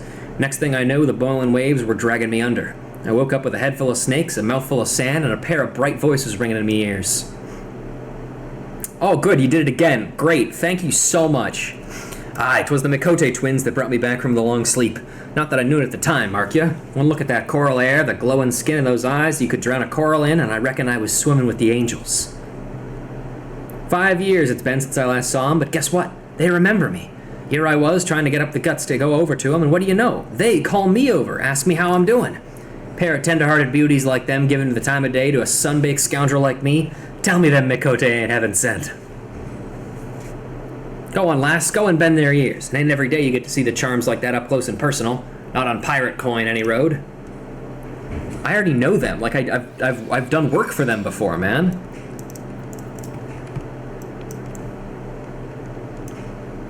Hi, Dalika. Welcome to Limsa. If there's aught we can assist you with, feel free to ask. For instance, if you need to be relieved from the attention of a pair of recalcitrant... What the fuck is that word? I feel like you can't say bend their ears to Ruja. Yeah, she'll take it as a microaggression. Hang on, I'm looking up this word.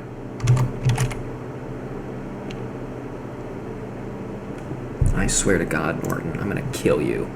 Hunter, you did... Norton was installed on my new computer automatically, correct? If so, can you kill it remotely?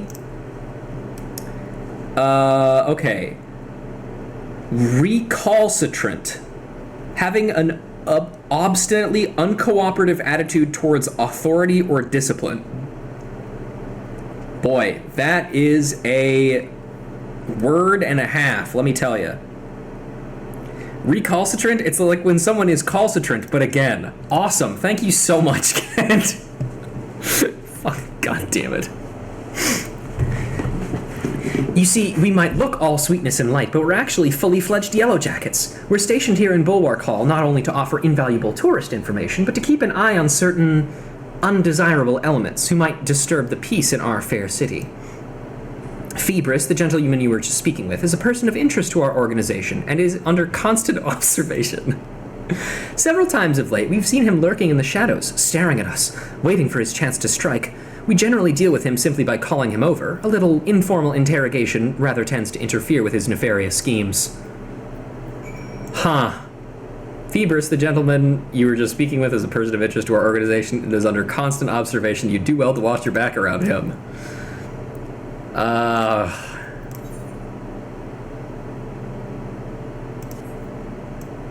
Huh.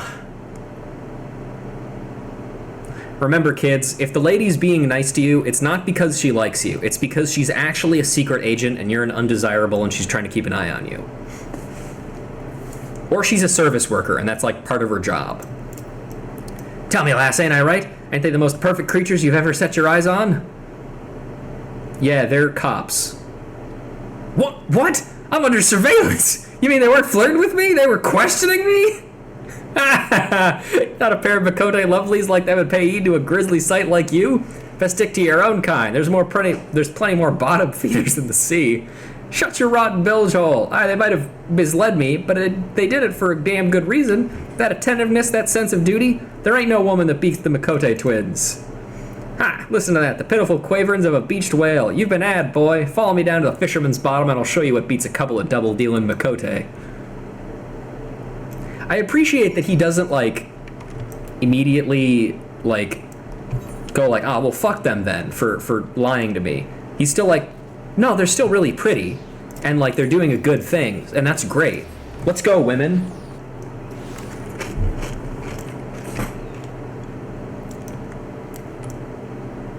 Okay, now, I'm gonna make a poll, because I can do that.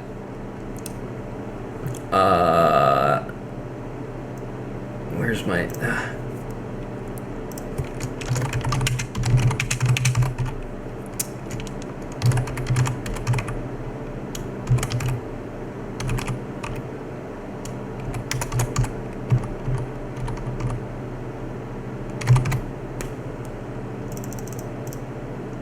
Okay, go.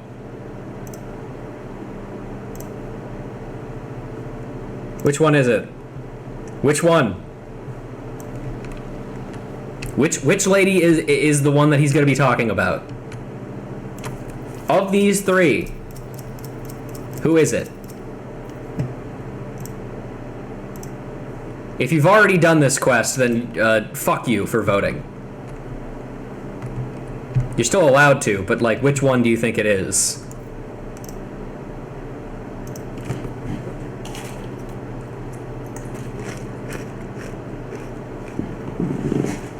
Listen, Sisabu keeps it real and I love her for that. True.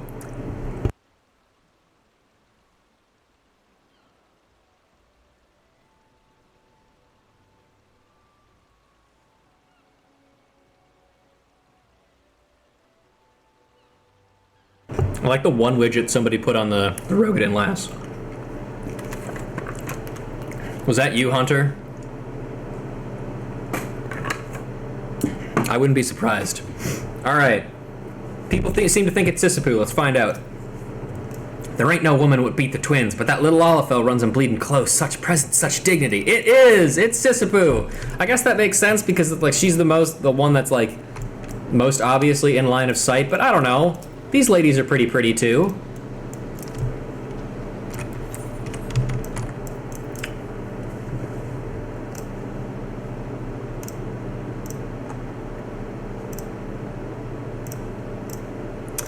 There you are, lass. Time to settle this little Barney once and for all. I give you Sisapu, a bleeding paragon of womankind. Back in me pirating days, the captain sent me to the markets here to fence our ill-gotten gains. Thing is, none of these crooked dealers gave me fair coin for the loot our boys spilt their guts for. Well, me blood boiled over. Foaming at the mouth I was, and hurling oaths like the broadside of a galleon.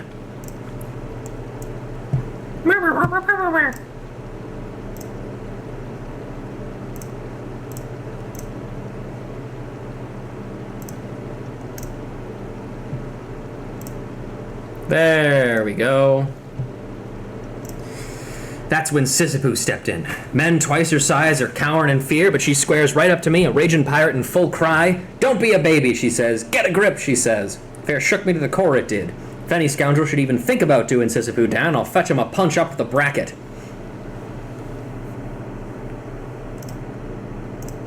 Don't believe me? Go and see for yourself, lass. One moment with Sisapu and you'll be a changed woman ever after. I know her.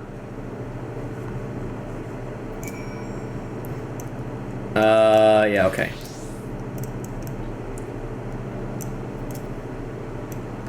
Welcome back, Ruja. Caught any more marlins lately? What, Anselm sent you? What's that belligerent boy up to this time? Oh, he's in love with you. Ha! So he's got you choosing between me and those Makote twins up in Bulwark Halls? The silly sod's always squabbling over something. You tell him from me that he's got this whole thing topsy-turvy. Much as I'm pleased to be put on a pedestal, there's no way of judging when it comes to a matter of taste. After all, it's like they say, one man's marlin is another man's mud skipper. The world's like a ship. You've got your captains, your mates, your bosuns, your deckhands. Everyone's got their own talents, their own skills. You'll be a long time looking for a sailor who can run the whole boat on his own. Well said. You did it, you lucky bugger. You talked with Sisyphus. So, how was it? Has your life changed forever? Yeah, I have a level 50 fisher now because of her. There's no way of judging. Everyone's got their own talents. Hey, Scoosh, thank you for the sub.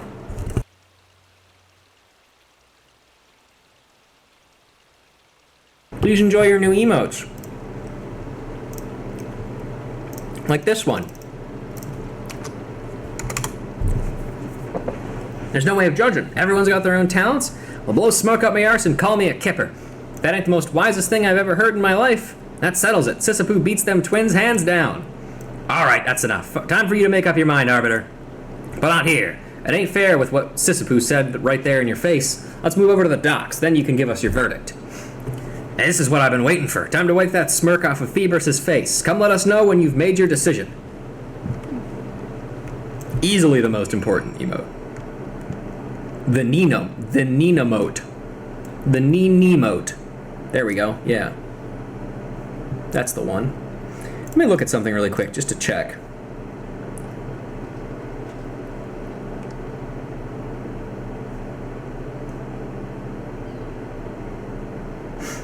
Yeah. I still need, like, 8 more subs in order to get another emote slot. So that's not going to happen anytime soon, sadly. Oh well. You'll have to live with what you've got for now. It's finally time to put our Scrabble to bed. Prepare to eat your words, Anselm. My twins will knock your fishwife into a cocked hat.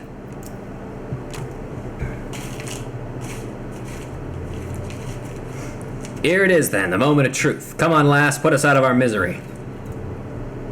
Tell us, Arbiter, which of us has the right of it? Is Sisyphus the best or the Makote twins?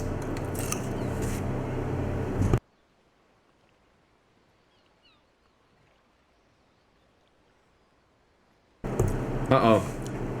Out of me way, Scrags, you'll fee me jackboot on your scrawny necks. This ain't no place for idle chit-chat. Get down to the market with that other gossiping fishwives. Yes, it's Ronswen! Let's go! Captain Ronswen! Well, if it ain't a pair of washed-up pirates. Listen here, boys. If anybody tells you to quit your drinking and your wenching and your brawling, give them a cup from me or I'll keel haul you myself. Once a pirate, always a pirate. You build up your scores on deck, then settle on shore. That's pirate justice. Don't stand around bickering. Let your fists do the talking. Just fucking kill each other.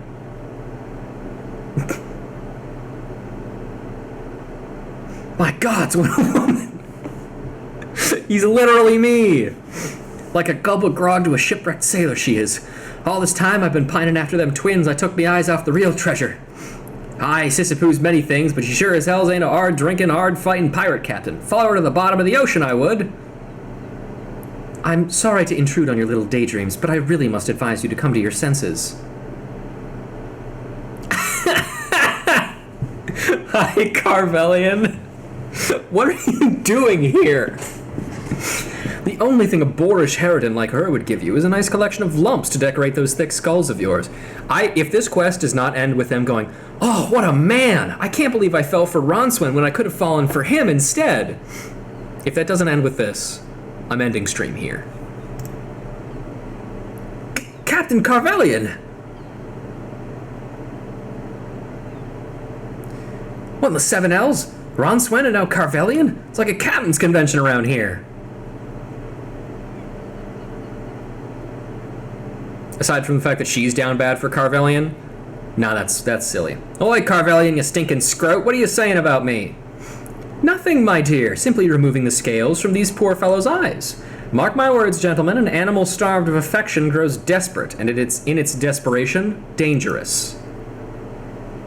Hey, who are you calling desperate? I could have any man I want. The fools are queuing up from here to Thanalan to try their luck with me, and not one of them's fit to lick me boots. That is true, I am one of those people.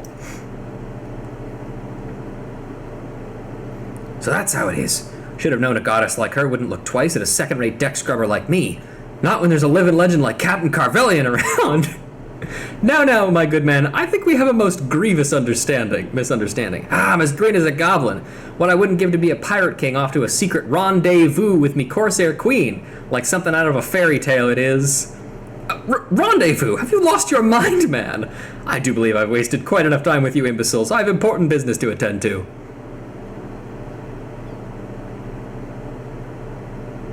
Thought I'd finally found the woman of me dreams, but all I got was a rude awakening. Maybe you're right, Anselm. Maybe I'm better off sticking to me own kind. When you got competition like that, you don't stand a chance. Sisyphu's right. There ain't no point chasing after the perfect woman. Reckon I'll take another crack at me ale wench. Ain't so bad waking up with a puddle of puke if you've had a good night out. Your ale wench, you leaf-witted barnacle. That wench is mine. Let's take a leaf out of Captain Ronswin book and settle this with our fists. Oh, boy. Once a pirate, always a pirate. What the fuck are you looking at me for? Thanks for all your help, lass. It's high time we were heading off back to Candlekeep Key. Come down if you ever want to see pirate justice in action. Till then, fair winds to you and Godspeed.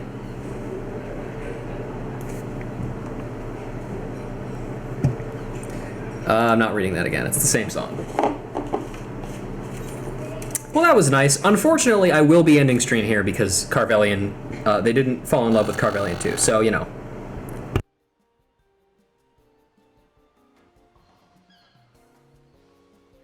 Why does it keep doing that, by the way? What's going on with my transition?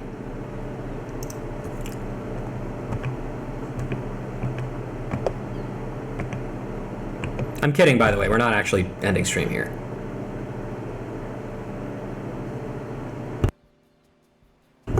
Got the full armor. Nice. Hang on, let me try something really quick.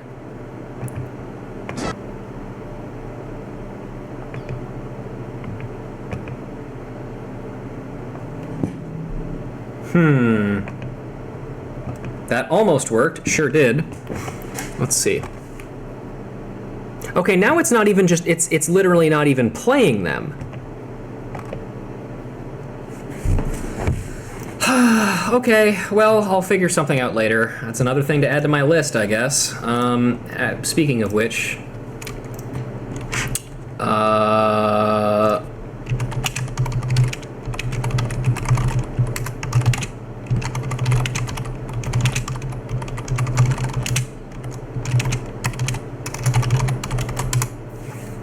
There we go. Flint caviar.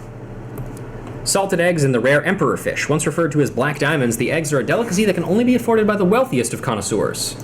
I blame Norton. True! I blame Hunter for installing Norton on my computer.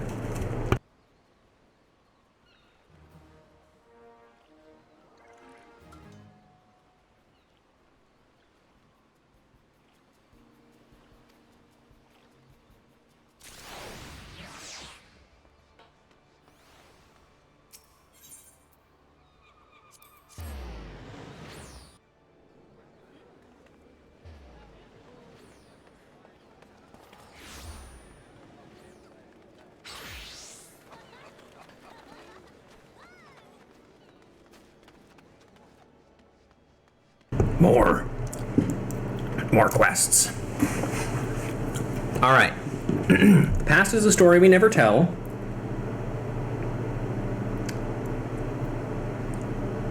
I think... Okay. Lone survivor. My man! Love that guy. And Guildmaster, Prelate, and Plot. Oh no. Am I gonna have to break out the strong bad voice again?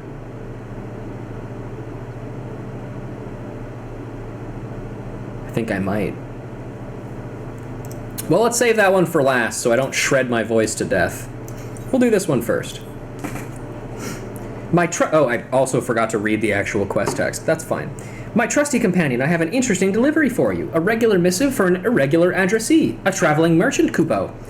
This Mao Linze ranges alone through the realm. I used to take the letters to her mother, but I hear she is quite ill again. At this time of year, Mao Linze likely plies her trade on Sweetbloom Pier in the East Shroud. Best to check there first, Kupo. First, let me abandon this quest and re-pick it up so I could read the thingy.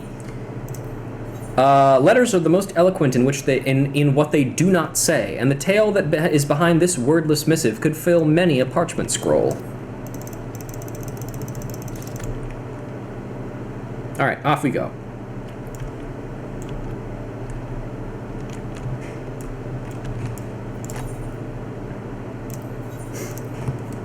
Yeah, well, you didn't stop it. So I blame you.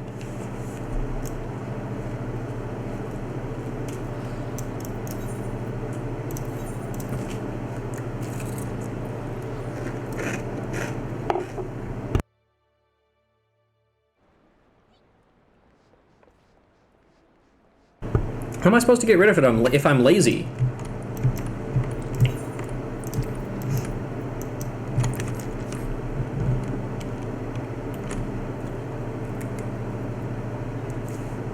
I'll do it after the stream.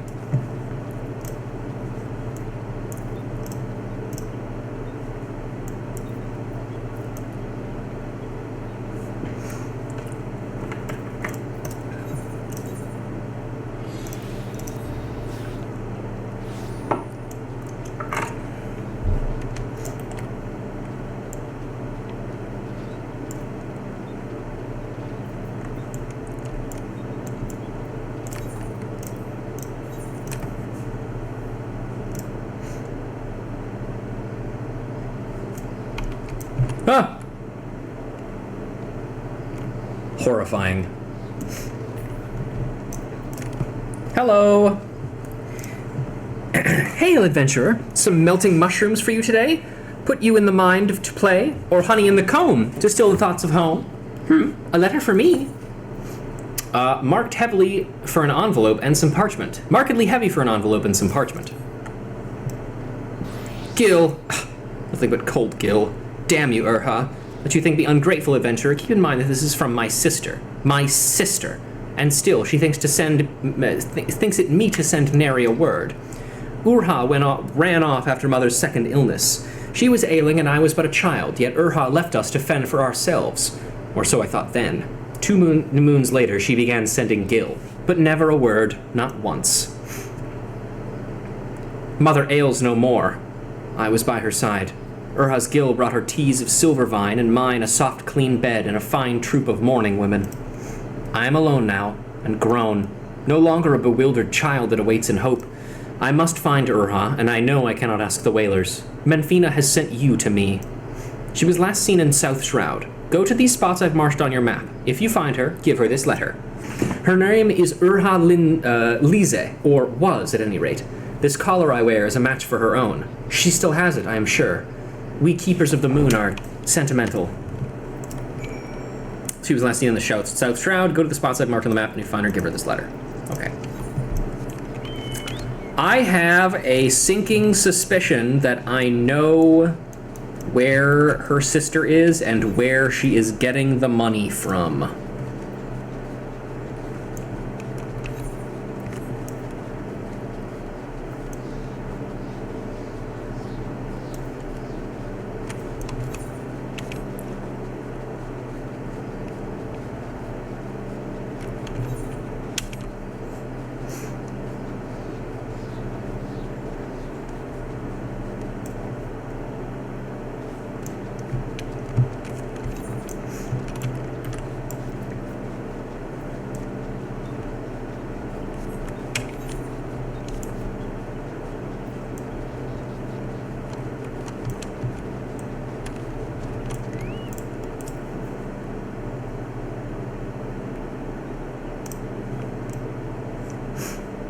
Hello? Hose? Ah!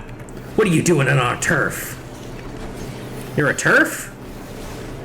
Die, turf!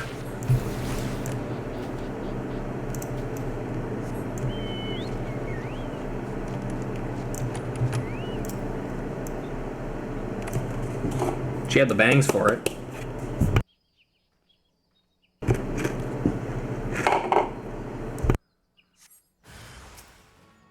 Our hunting ground, and we don't share. This bitch just hissed at me.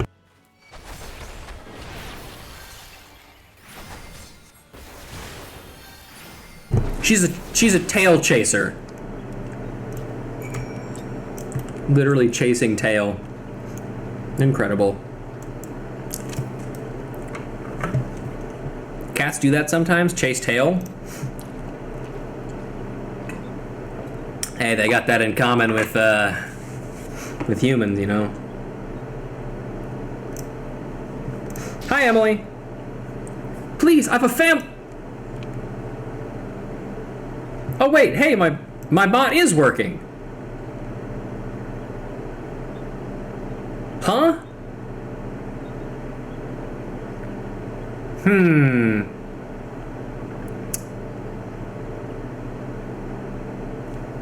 Huh.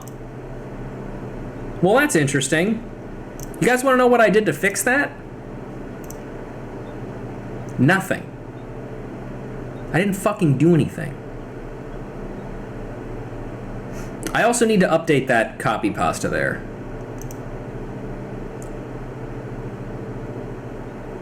Seems to work, huh?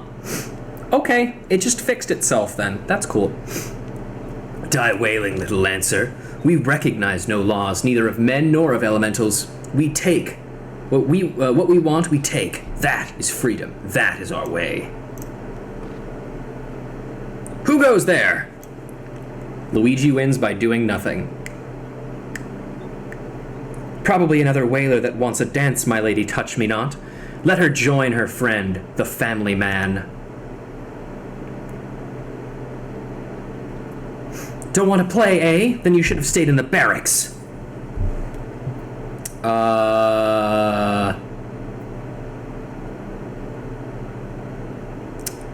Stop. How do you know my name? Your sister sent me. Your mom's dead. No bloody whaler'd carry a letter from my baby sister. Give it here and don't get no fresh ideas. Come on, give me the letter from Mao. A letter penned by Mao Linza to her long-lost sister. It's really her. No other soul would know about, but I'll be missed if I stay any longer. Meet me at Earth's Gift. I got things I need to say. I hope we get to kill that cat boy. He looks like a fuck ass.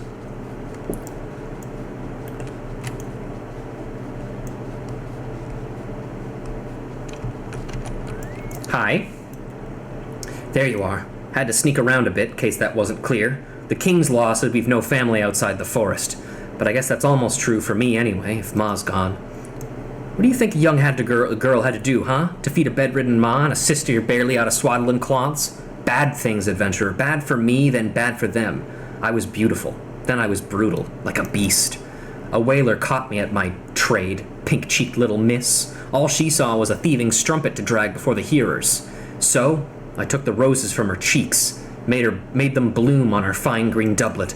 'Twas worth it, for Ma never knew what I was, but I couldn't go home that day, nor never since. I hid in the forest near starved. City girl don't know how to hunt. And then he found me. The king! I'd killed a wood whaler, and that was a ticket into the Coraclaw poachers, you see. And my beauty pleases his highness. A man is a man, in alleys or glades, eh? Mao says she knows what I've done, that she loves me still and wants us to be family again. But the Coraclaws allow no family outside the gang, and I'm wanted by the law. But to go home again, I've done right by Ma, and if I need to have no secrets from Mao, my heart's fit to break. Here, give her this letter if you're her friend. Damn.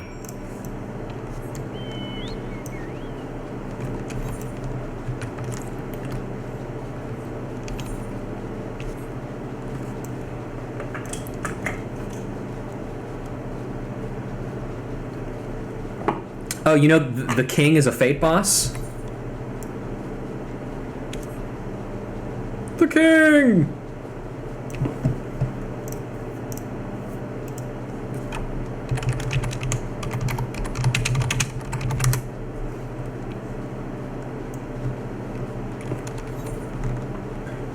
Oh wait, no, not that way.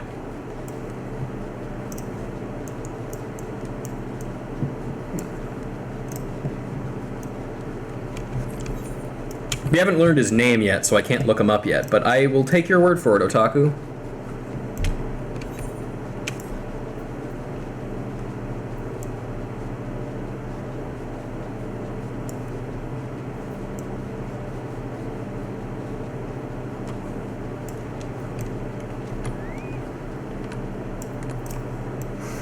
Adventurer, did you find her? A letter? She sends word.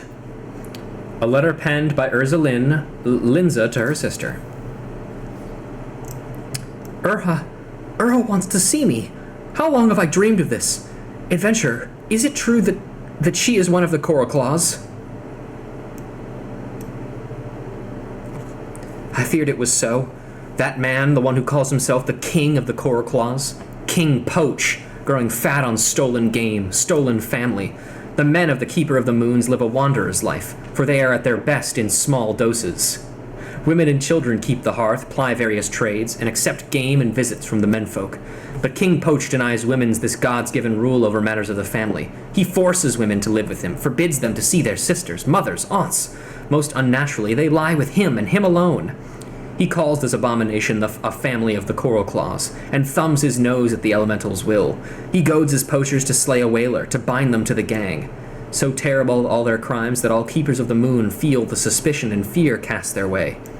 I have known for some time that Mother and I lived on ill-gotten gil, but Mother is gone, and I have no need of coin earned in blood and malice. What I do need is my sister, the only family left to me. It is my turn to save my sister now.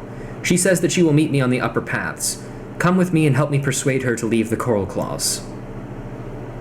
That is the wrong way. The South Shroud is this way. Nah, for fuck's sake. Mooncat's playing at being a Sunseeker. That is exactly what I was thinking.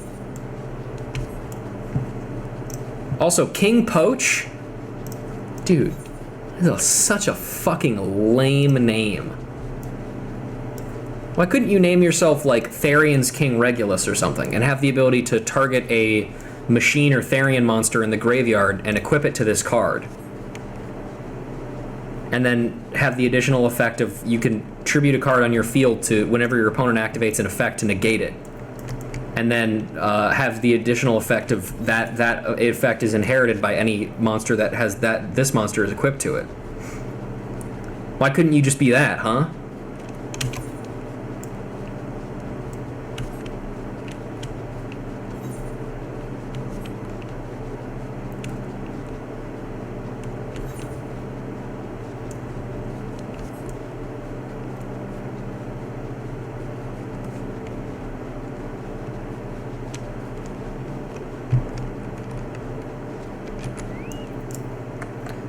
Mao, is that really you? Oh, how you've grown. You look just like Ma. I'm so sorry you had to go on through that alone. You could have come home to us, Ra. Ma would have understood. Everything you did for us. I know it. It doesn't matter what happened. We have each other. I couldn't have Ma, no. I became a thief and a killer, just so I didn't have to be that. What a world, huh? But it's all right now. Yes, it is, Ra. I can take care of you now. I've got no debts thanks to you, and even have a little put by. We'll travel together, go where no one knows the past. All you have to do is come with me right now. That's all. Be free of the past and live again. I'll take care of everything else. Hush! Adventure, we're being watched. Thicket over there. We Coral Claws don't forgive divided loyalties. Mao, I've got to get you out of here. Adventurer, they don't leave this clearing, you understand me? We'll make for Eastern Thanalan. Come find us after. That is not a thicket. That is a tree. Betrayer! Clawbreaker! Get her!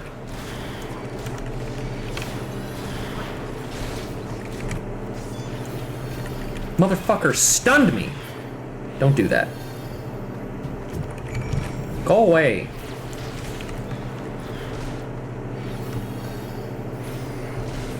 I'm boiling you now.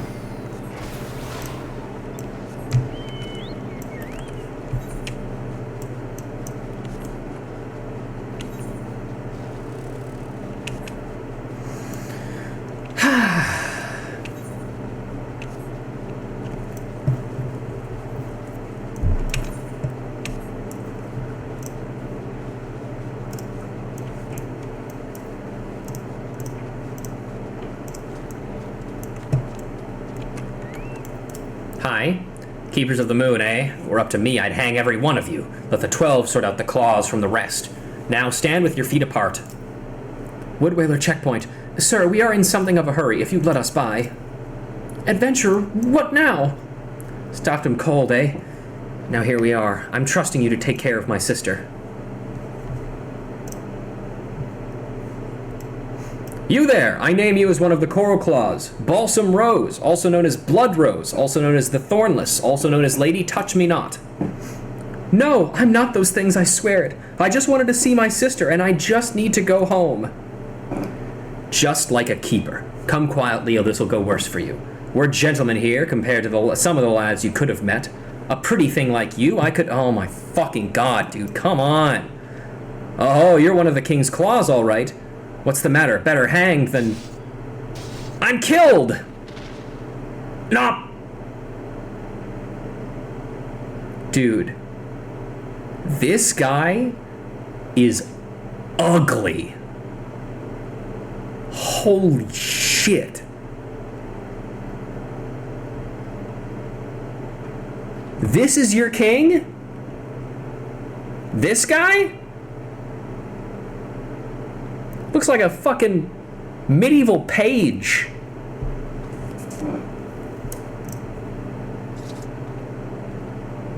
Wood scum. Thought you'd have my woman. Oh, ew. Defile my thornless rose. Her place is with me and no other. Come, my love. My sweet king, does this mean you'll take me back? You'll keep my safe? You keep me safe? I couldn't stand it again. I can't. Please, I can't. Of course I'll take you back, Urha. Nobody will ever misuse you again, if you accept my protection. You are a flower, and flowers must be rooted in one place. Come. Oh, God. Ugly. No, Ra, look what he's taken. You don't even have a name anymore, not your own and not the one Ma gave us. Come home, Ursulines. Come home to me. Careful, adventurer. Little sister there has a pert face. I could cut it off before you say gods have mercy. Baby sister, you see how it is. If I went with you, I'd blight your life sure as 7 hells. I've done bad things for so long, I've got nothing good to give. You are good, Ra. Loving and brave to keep sneaking us the money when I didn't know you had more than whalers to fear. Please, there must be a way. My place is with him, Mao. He's the only one who can keep me safe from worse things. Going home was just a dream. As long as I'm with the king, nobody will touch me again. See, she has the right of it, young one. We're free spirits here, not that either of you would understand. Get back to your ledgers and duties. You have my leave. Adventurer, you'll guide her out of these parts? Mao, you're the only good thing I ever had a hand in. Just remember that. Goodbye, baby sister. Urha! Urha! Yeah, this is a really haunting look at this situation. Menfina be good. Does she think he loves her? How could she... No, I cannot judge her. That look in her eyes when the whaler mocked her. All those women in the Coral Claw gang, the king's harem, do they all seek shelter from worse things? A roof of bones, walls of blood? Ma used to say we can't see the moon while the sun is in the sky. So it might be with King Poach, I think. If he were taken, Urha will see that there are other lives, better loves. I must believe that if I'm to save my sister. And I need skill in arms. Whaler or poacher, I'll not stand helpless again while a man talks of how I shall suffer for his pleasure. Keep killing poachers, adventurer. I will put the King of Coreclaws in chains and free Urha. Free Urha. Fuck! Dude, I'm ruining this good... And free Urha from hers. I swear it on my mother's grave and on my sister's broken heart, and ask the elementals to bless this pledge.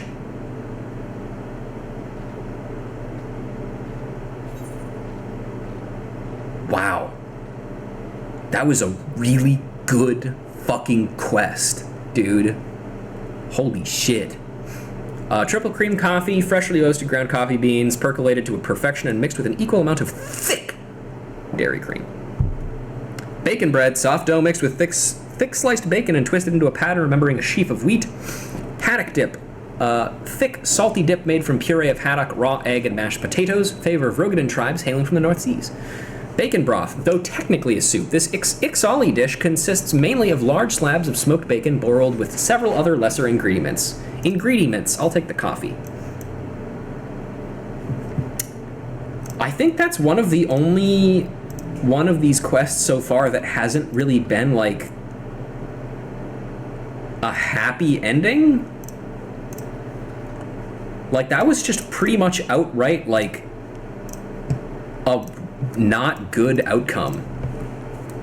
I like that. I like that a lot. I mean, it's like, it's a bad outcome, but, like, yeah, that was a good-ass fucking quest, man. Good job, Post-moogles.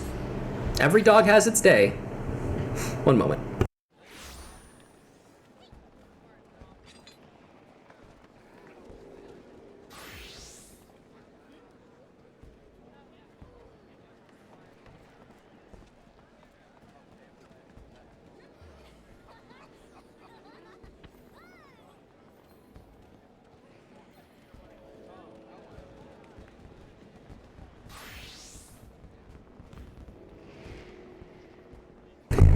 You know what the other part that fucks me up too about that quest is that line that Mao says at the end where it's like, my mom always said that you can't see the moon while the sun's in the sky, is so good because they're moon seekers, but the king is acting like a sun seeker. And as long as he acts like a sun seeker, then her sister will never get to be her sister again. She'll never get to be who she actually is. She's forced to essentially be a sun seeker. God. That's so good. I gotta say, I really wish you did not have to dig this deep into the Post-moogle quests to get to that. Because, like, some of these Post-moogle quests are just like, this sucks, this is stupid and bad, you know? But that one was really good. Lone survivor. When the land is at war, the meanest lodgings never lack for tenants who sleep fitfully and wake screaming. My trusty Ruja, I have a delivery for you addressed to Dressed at the Severed String over in Raincatcher Gully, Kupo. But I promise the Seed Seekers no more secrets, Kupo. The letter was handed to me in a most curious way. Why, he seemed to know not of Post-moogles and was very furtive to boot. I introduced myself in a way that did credit to our kind, you can be sure. But when he asked me to deliver the letter in his stead, do you know what he said? Don't deliver it now, wait a few days. Have you heard the like before? I don't know how much you enjoy the strange and the suspicious, so here you are, Kupo. Well, Wineport. I have been meaning to talk to Dressed for a long time. I love this character. I also wish we would have done something with him in Endwalker.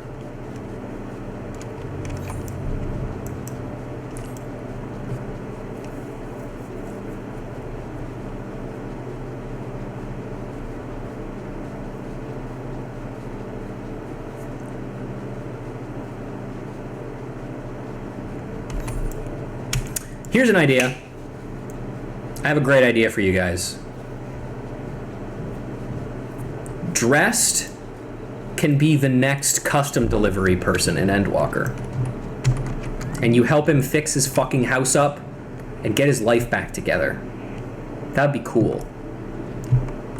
Hey man, it's you. Been a while. A letter? A letter from who? Nobody knows me. A mysterious communication addressed to the hermit Dressed, supposedly residing at the Severed String. My dear, dashing Dressed, do you dream of rain? The ones you killed. How do they know? Ghosts. Ghosts won't leave me in peace, taunting me before they kill me. No, I won't let them. I'll run. I'll start over somewhere else. Help me. There's a leather sack hidden east of here. A peaceful spot. Surrounded by rocks, trees, my savings, Gil. Gil to go home with, home to my family. Get it for me, help me. Get my savings, a leather sack hidden, peaceful spot surrounded by rocks, trees, east of here, help me. Yeah, okay. Just finished 100%ing Bomb Rush Cyberpunk. Congratulations. How do you feel?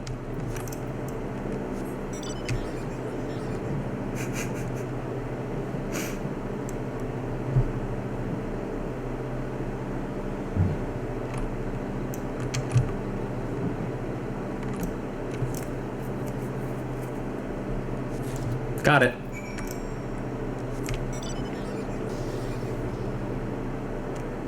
It's good video games? Good to know.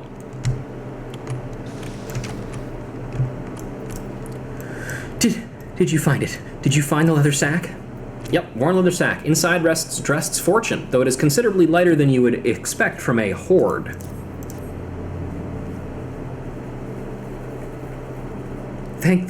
But let me look inside. Must be sure. What? No, no, no.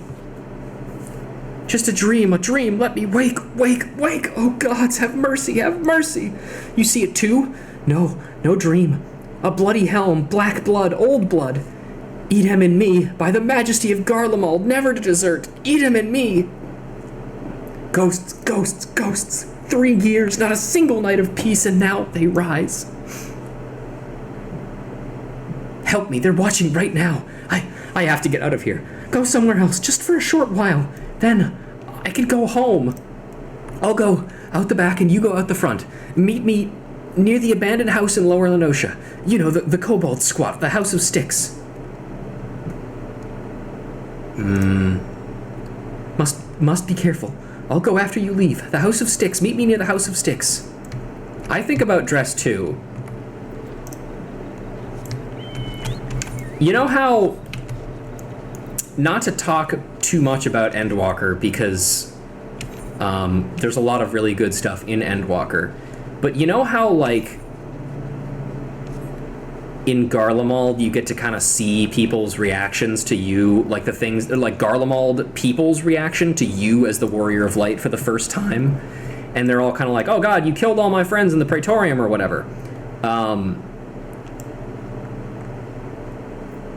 This is the first, like, real thing of, like, this is the first time I feel like you really see the impact of what Garlemald does to people, is Dressed.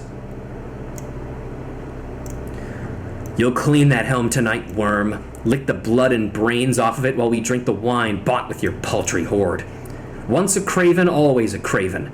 Flushed you out like a rabbit with that letter. Isn't that what desert coinies do? Or conies do? Dash! You died. You all died. Not all, just most. 3 good soldiers survived. And you. Figured you for dead until I saw you skulking by the water a week ago. Don't you think we don't dream of rain, worm? What honor in surviving an ambush, eh?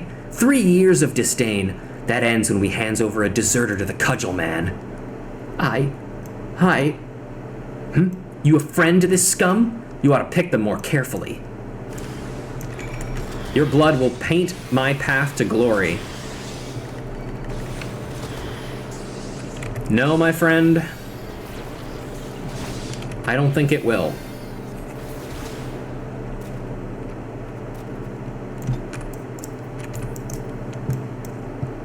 Get up.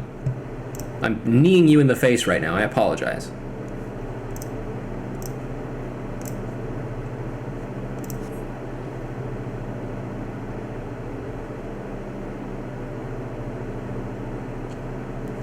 Thank you. Thank you. There's no one knows I'm alive now. I'm safe.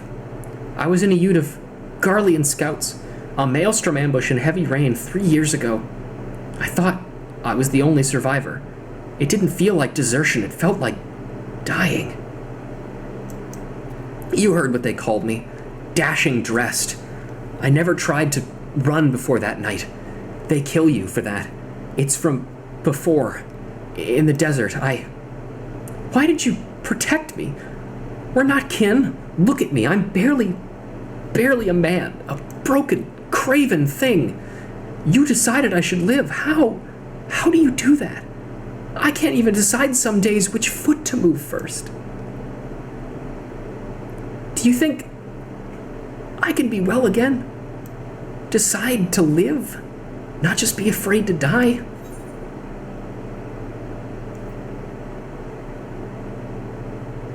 It all begins with the first step. True. I haven't thought things through in a long time. Not since my homeland fell to the Empire. Home isn't somewhere I can buy a fare to. It's not a sack of gill or answers I need, but questions. Why does it hurt? How do I feel? I will see my children again, but it's not the time yet, I think. I think though it will come, that's a start.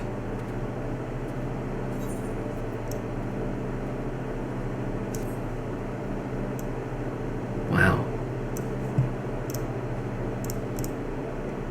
Another fucking banger, man. I feel like the overtime horrible shit that Garlean's done has been brushed over too much. Oh my god, you are so right. Holy shit. It's insane how much the Garlean, like, how much Garlean stuff has just been brushed over. Norton, this is the 4th or 5th time this stream you have asked me to scan the fucking drive. Stop it.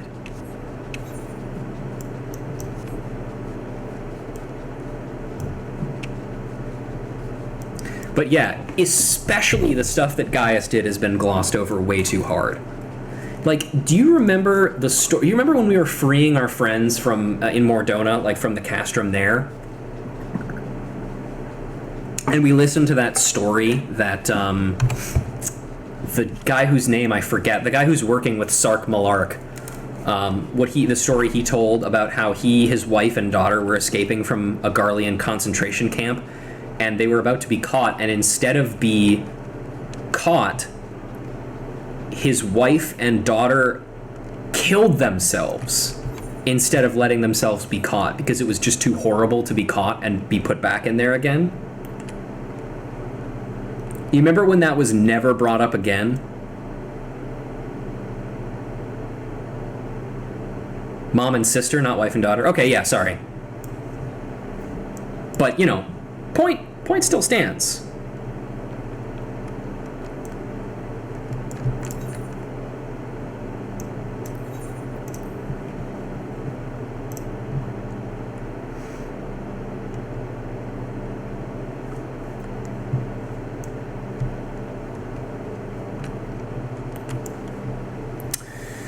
All right, everybody, enough of that. It's time for me to do strong bad voices. Who's ready?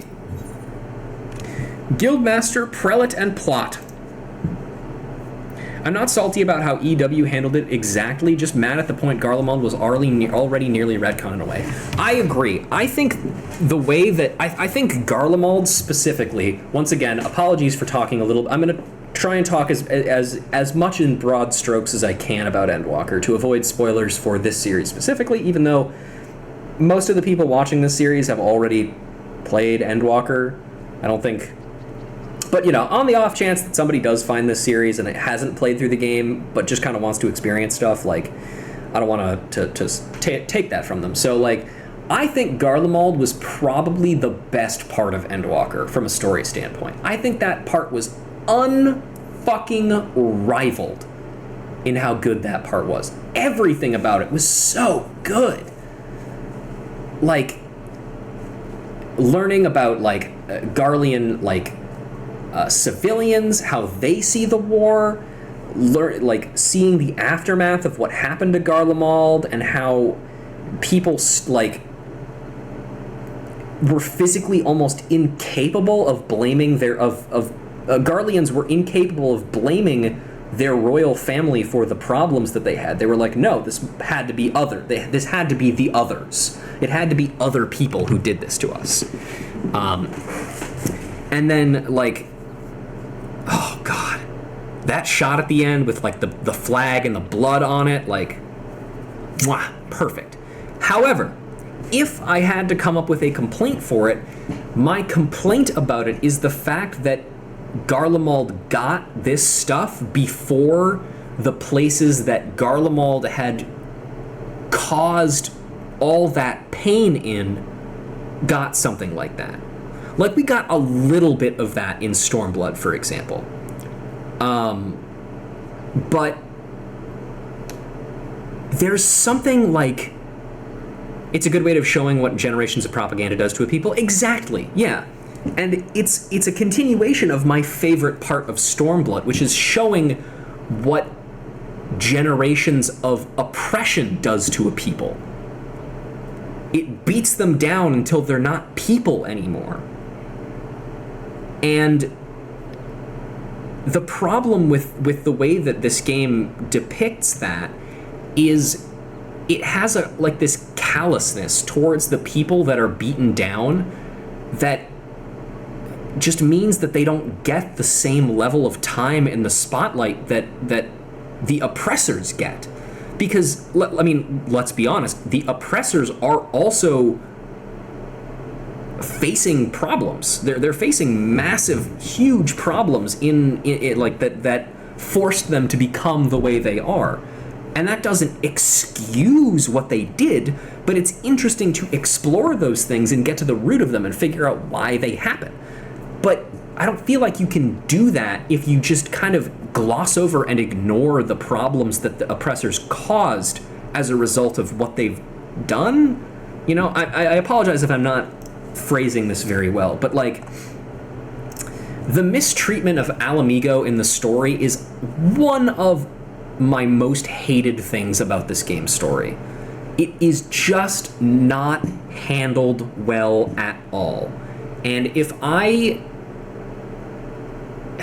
am not qualified to do this because A, I'm white, and B, I'm not a professional writer. But if I had the opportunity to rework anything in 14, despite how much I dislike a specific expansion, I would not touch that. I would prefer to rewrite the overall treatment of Alamigo throughout the entire story rather than touch that expansion and fix it in ways that I think are better. Especially because the treatment of Alamigo is so fucking central to this game's entire story progression. There's an entire expansion and a half basically that's focused on Alamigan people and what happened to them, and how the entire course of Alamigan history has essentially them been getting beaten down by tyrants year after year after year, and them standing back up again. And the fact that and certainly Alamigo has had its moments in the Morning War of the Morning War, whatever the war between Alamigo and Gridania was. Obviously they were Alamigo was at fault for that, but or maybe not at fault, but they were, I think, the initiators of that war, certainly. But yeah, I don't know, man. Anyway, let's do the strong bad one. The deputy Post-moogle finds himself with a pressing demand for an amenable adventurer. Ruja, my loyal lackey, your timing is perfect, Kupo. Look what I just found in my crumpled up on the bottom of... look what just popped into my post bag. It's an official epistle for those doughy defenders of Ul'dah, the Brass Blades. Needless to say, it must be delivered without delay. Do you recognize this seal? Any Post-moogle worth his salt knows what it signifies, an appeal for assistance. The Blades are not wont to ask for help, mind you. What they want, they usually take by force. These petitions are only sent when their inquiries lead them outside their jurisdiction.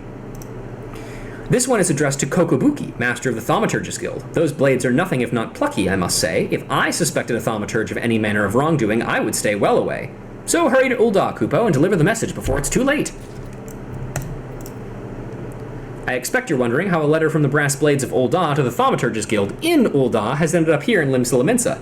Yes, well, the Moogle delivery service works in mysterious ways, Kupo, as do the pockets of my post bag. That's a good point. How the fuck did it get there?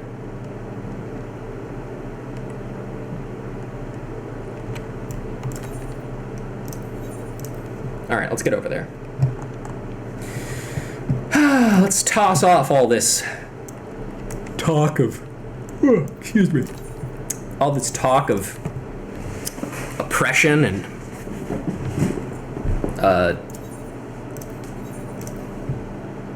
propaganda and everything else, and let's go just talk to Strongbad.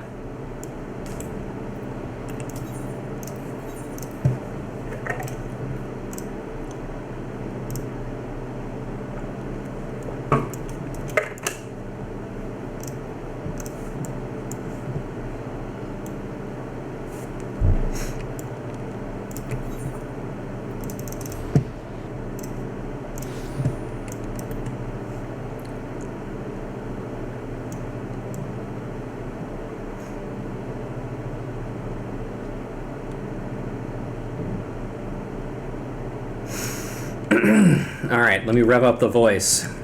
Here I go. Hang on. You are returned, Ruja. You seek to delve more deeply into the fathomless realms of the unreal? No, I sense your desires are altogether more worldly. An email, you say? An official request to one Kokubuki for assistance in an investigation being held by the Ulda City Guard.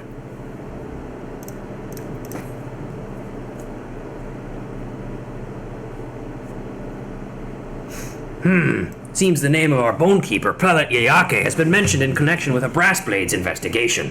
Former Guildmaster Mumepo stands accused of fermenting insurrection against the crown, and they fear Yayake may have been embroiled in his vile plot. I'm going to be honest, I don't remember the specifics on how Alamigo was poorly handled during the story. It's kind of hard to describe, especially in like a non-spoilery sense, but the general idea of it is that like Alamigo's problems are treated as kind of secondary to everything else happening, which in some cases is like, yeah, I kind of get it, because it's like, oh, it's the fate of the world or whatever, we can't worry about Alamigo. But then also, in a lot of cases, Alamigans are kind of treated with, like, by the story itself, are kind of treated as just like, they're annoying because they keep asking for help and begging for things when they should just be taking it for themselves, or, you know, like doing something to lift them up by their bootstraps or whatever. So it's hard to describe, and it's also hard to bring up like specific implications of it off the top of my head that are not spoilers. But yeah. Yeah. Mumepo was convicted of embezzlement 5 years ago, and sentenced to serve in the Colosseum as a Noxius, a prisoner of the arena, made to fight until his debts are repaid. He toils there to this day. When his crimes first came to light, it was the Sultana herself who pressed for a heavy sentence, to serve as example for the consequences of corruption. Well, they could have spent more time in the damn arena for starters, but I digress. Spent more time in the damn area. Yes, that is also a problem, and that's a problem with Stormblood specifically. How Stormblood was initially 2 expansions that they decided to mash together, and unfortunately, time is unfairly split between the 2. That would enough give him a reason to hold a grudge against the crown. And it is true that Prelate Yayake was his dearest disciple before his fall from grace. It is not beyond the realm of possibility that he might attempt to involve her in his schemes. A swift and decisive investigation is called for. And I believe you I know just the woman to carry it out. Oh, do not feign surprise. Why else would I go to the trouble of explaining the situation to you? Now, by way of a first step, I would have you speak with Prelate Yayake herself, probe her demeanor for any irregularities, and report back to me. Okay, now as much as I'd love to continue doing that voice, my voice hurts, so I'm not going to do that. If Prelate Yayake is guilty of any wrongdoing, she would take great paths to hide it from me. You, however, would be far less likely to arouse their suspicions. With a modicum of discretion, you should be able to discover the truth of this matter. You know me. I'm subtle. Hello, eager adventurer. Who are you to refuse me admittance? I demand to speak with your superior this instant. Take me to your leader. How dare you speak to me like that? Get out of my sight before I give you reason to regret your presumption.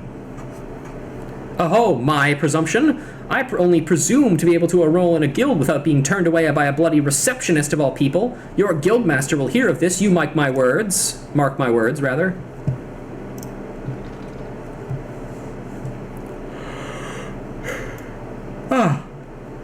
Ruja, I'm sorry you had to bear witness to that ugly scene.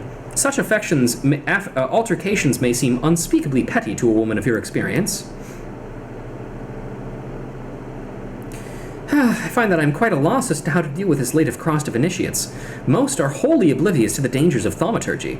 They imagine our art a pastime and would blindly embark on the path to oblivion without a moment's hesitation. If they only knew. I was here long before the brothers who serve as guildmasters today. For nigh on 15 years have I stood at this desk, ushering unsuspecting novices into the abyss.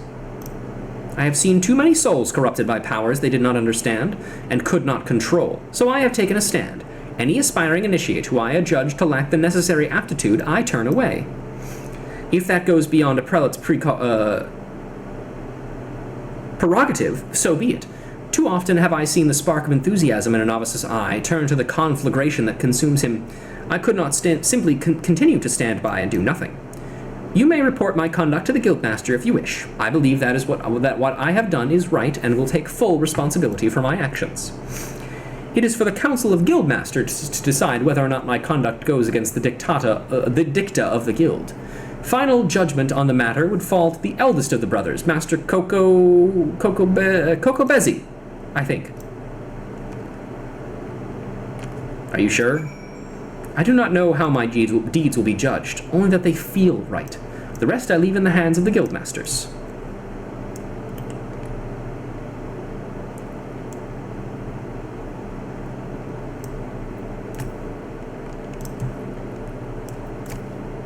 I see. So Prelate Yeyake has been turning away prospective initiates. I wondered why the number of new guild members had fallen so sharply. Now I know. Could this be the bitter fruit of Mumepo's unseen labor? Might he be working through Yeyake to deprive the guild of new blood and thereby precipitate our eventual downfall? I also think she's in the right here. Especially because thaumaturgy is so closely connected with, black magic. Something that almost destroyed the world. If so, it has been for naught. For while the quantity of recruits has undoubtedly fallen, their quality has soared. Each one is blessed with a natural aptitude for ethereal manipulation. Be that as it may, we cannot be sure of Yeyake's true motives. In all fairness, white magic also destroyed the world. Yes, that's true, but Gridanians have a natural defense against people wanting to pick up conjury, and that is that they are racist. We must learn more of her recent behavior. Pray, speak with others around the ossuary and glean what clues you can. Hey, Bezzy. Prelate Yeyake. She's been in the guild longer than any of us, and she's only a bonekeeper, propping up the reception desk. I wonder why she refuses promotion so stubbornly. She was a loyal supporter of the previous guildmaster, right up until he was thrown out in a disgrace. I suppose her feelings toward my brother and I must be complicated, to say the least. That may explain why she still can't seem to get our names right. I had always imagined it a simple lapse of memory, but now that I think about it, I can't help but wondering if it might signify something. Could it be that in her heart of hearts, she has yet to accept us as guildmaster?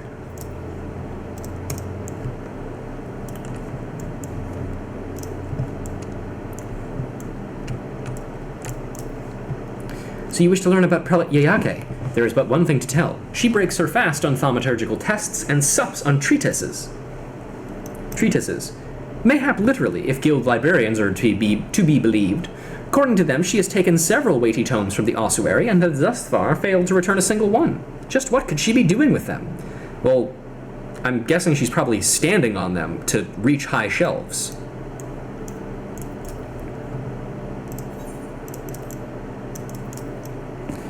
Prelate Yeyake. She always has her head in a book, a habit she picked up from Master Mumepo, I believe. In the study of esoteric tomes, he was without equal. So skilled was he at extracting knowledge from the most cryptic texts that he was even able to bring several long-forgotten magics back to life. Such achievements prompted many to look past his more questionable activities, Yeyake among them. Others, however, were not so forgiving. The truth is, long before his fall from grace, there were more than a few in the guild who regarded him with suspicion. Not Yeyake, though. She has always been an earnest, single-minded person, completely devoted to deepening her understanding of thaumaturgy. She saw only her master's genius. Man, everybody in here kind of has a negative opinion of her for some reason. It's fucked up.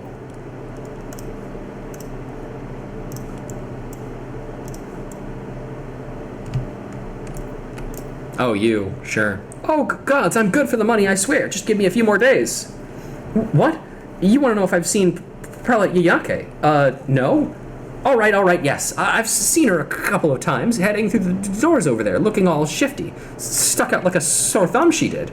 That's a back way to the Colosseum, see? And she don't look like no fighter. It takes you down to where they lock up the noxious fellers, I think.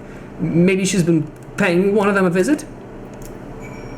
Yake's been through them doors a fair bit recently. She always seemed to be carrying something heavy and all, but that's all I know, I swear. Hey, wait, what's this information worth to you? Ah, hells, Dee Dee, this could have been your lucky day. Why'd you have to go and open your daft gob?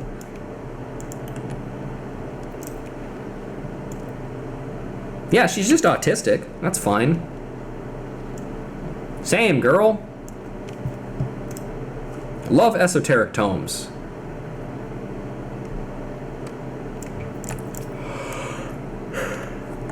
Excuse me, yawning.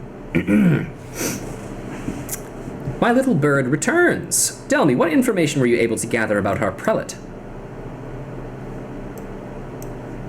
I see. It seems Yayake was more deeply enthralled to our predecessor than I first assumed, and the business of these missing tomes does not bode well.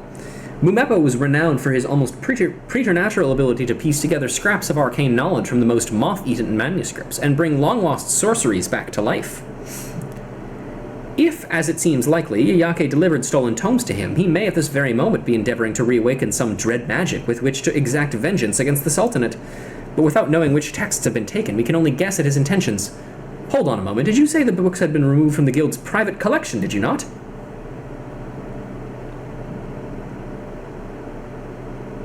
Thou be praised. There yet may be a way. Here, Ruja, take this. It is the full inventory of the guild's archives, listing every manuscript that lines these walls. Simply compare the books on the shelves against the titles on this list, and our missing texts shall be revealed. Well, they would be great co-workers, except Ruja is incapable of speaking with anybody. At all. She just couldn't do it. Ossuary Index. Oh god, I'm yawning so much, I apologize. A register cataloging all the tomes kept in the guild library. A copy of The Cry from the Depths appears to be missing.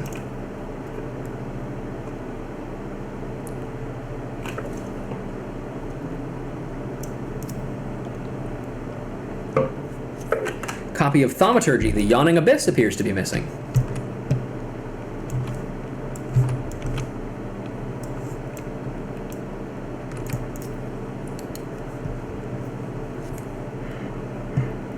A copy of The Lesser Key of Thal appears to be missing.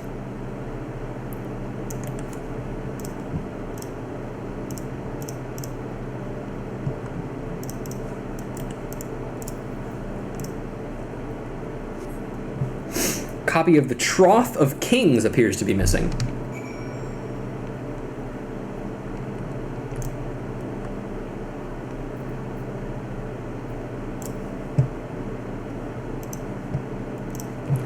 It is done? Quickly then, show me which titles are missing.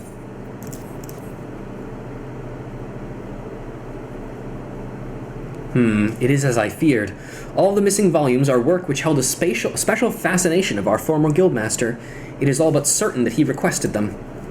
Alas, I cannot speak for their content. What I can say is that Mumepo will not have chosen them on a whim. Being a connoisseur of ancient manuscripts, he knows the worth of every volume here. The illuminative worth, I should add, though he knows the pecuniary worth just as well. As you may have heard, he became obsessed with collecting lavishly ornamented codices, frittering away our funds on gilded or bejeweled copies of works already in our possession. He would even buy works of little scholarly value, providing they were rare enough to drive up the price. By the end, the walls of his study were awash with gold and gems, and he would stare at them for hours, wrapped in silent adoration. In his lust for luster, he emptied first the guild's coffers, then his own, being driven at last to the felonious peculation that would prove his undoing. I mention this because the volumes which Yayake took were wholly without ornament, meaning that Mumepo desired them for their contents and not their form. I fear something terrible lurks in those pages, Ruja. Something with Mumepo alone may be capable of discovering. There's nothing for it. The prelate must be made to talk. The end of Yayake's shift draws near. I propose we lay a trap for her. Lie in wait outside the rear entrance of the Colosseum. I will stalk her from the shadows, and when we have her cornered, we will close the net. Hurry, Ruja, to the Colosseum! Our only hope of exposing the truth of this murky intrigue is to catch Yayake in the act. Can we tell Yayake that they're gonna do that? I think that would be funny. Hey. There are 3 ways to study thaumaturgy. Read, read, and read some more. All one could hope to know about the ancient arts of devastation dwells in these pages of the dusty tomes that line these walls. My master taught me well, when he still lived by his own teachings. I don't know if that's a normal thing that she says, but hey, you know.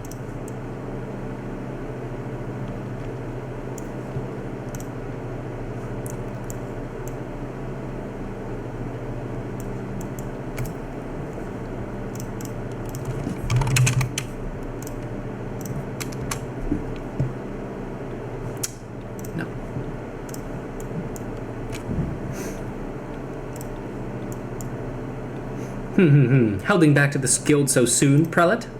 What, Master Kokobuki.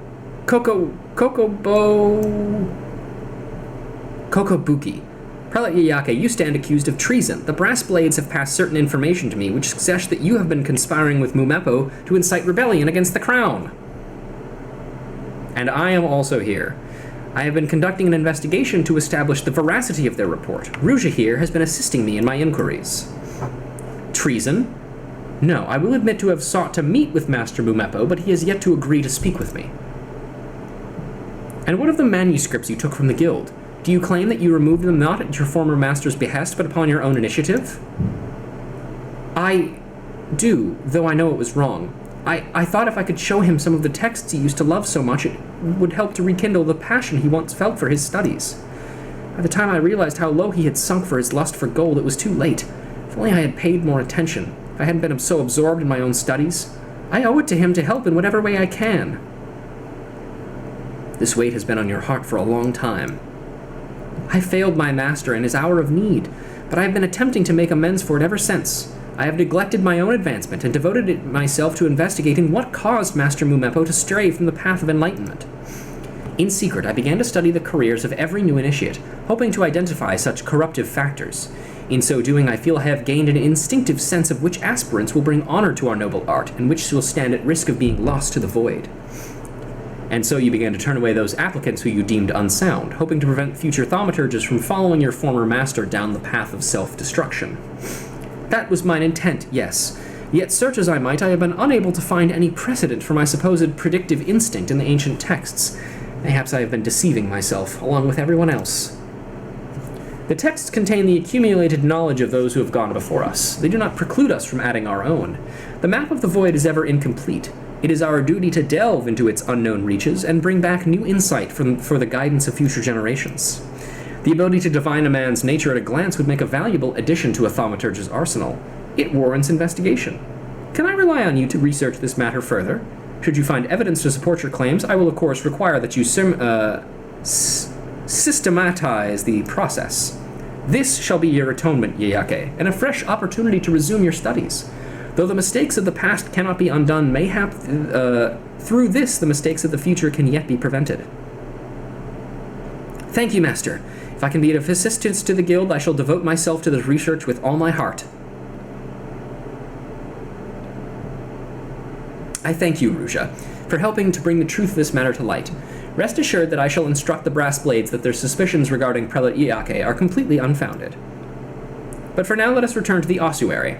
It is past time that the fruits of Prelate Yayake's labors were shared with the guild, not only for the benefits of thaumaturges today, but for the thaumaturges yet to come.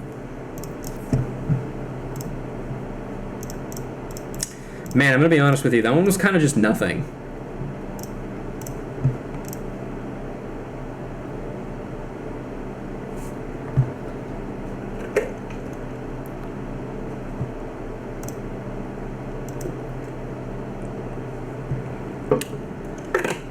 Okay.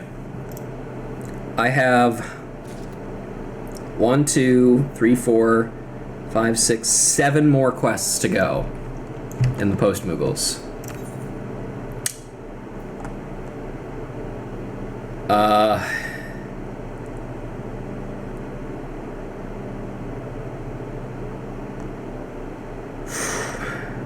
How many have we done today? 1, 2, 3, 4, 5, 6, 7, 8. Gotten half of them done. Okay. It was nothing, but I like the character it gives to Yayake. Yeah, it's nice. It's something, I suppose, but like compared to those last two, Jesus, man. All right, so here's what I'm gonna do. I'm gonna keep going. Well, actually, oh, man, hang on. Let me look at what we have next. Thanks for your support. What?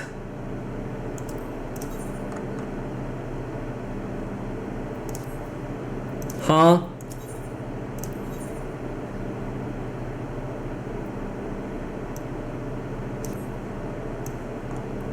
Huh? Okay. Well, here's the thing, folks. My voice hurts, so here's what I'm gonna do. We should easily be able to knock out the last couple of quests for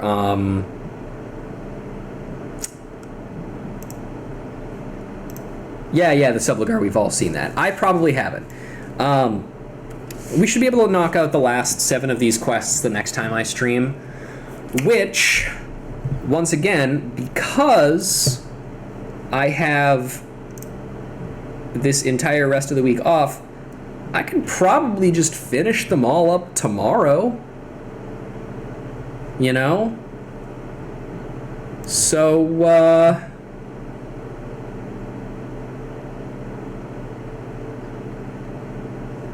probably just do that, right? How does that sound? That sound okay to you folks? Gives me a chance to rest. Gives me a chance to steel myself for the fucking yippee! Buh! True. Gives me a chance to steel myself for the inevitable Walla-Lago underwear quest, I guess. So yeah, I think we're gonna end it here for today then. Oh, for fuck's sake. Yeah, my transitions have gone from working slightly to just not working at all anymore. Awesome. Oh God. Okay. Well, once again, hey guys, thank you very much for watching me today. I don't think we're gonna raid anybody right now, just because, I don't know, I'm bored. I don't really feel like looking for people to raid. We could raid Otaku's brother again, but fuck that. I don't want to do that. Not because I don't like him, but just because I don't want to have to put forth the effort of doing all that shit. So, yeah, that'll be it for me. I will look forward to stream tomorrow, I guess, where we're gonna hopefully finish this shit up. Yeah, I'll talk to you guys later then.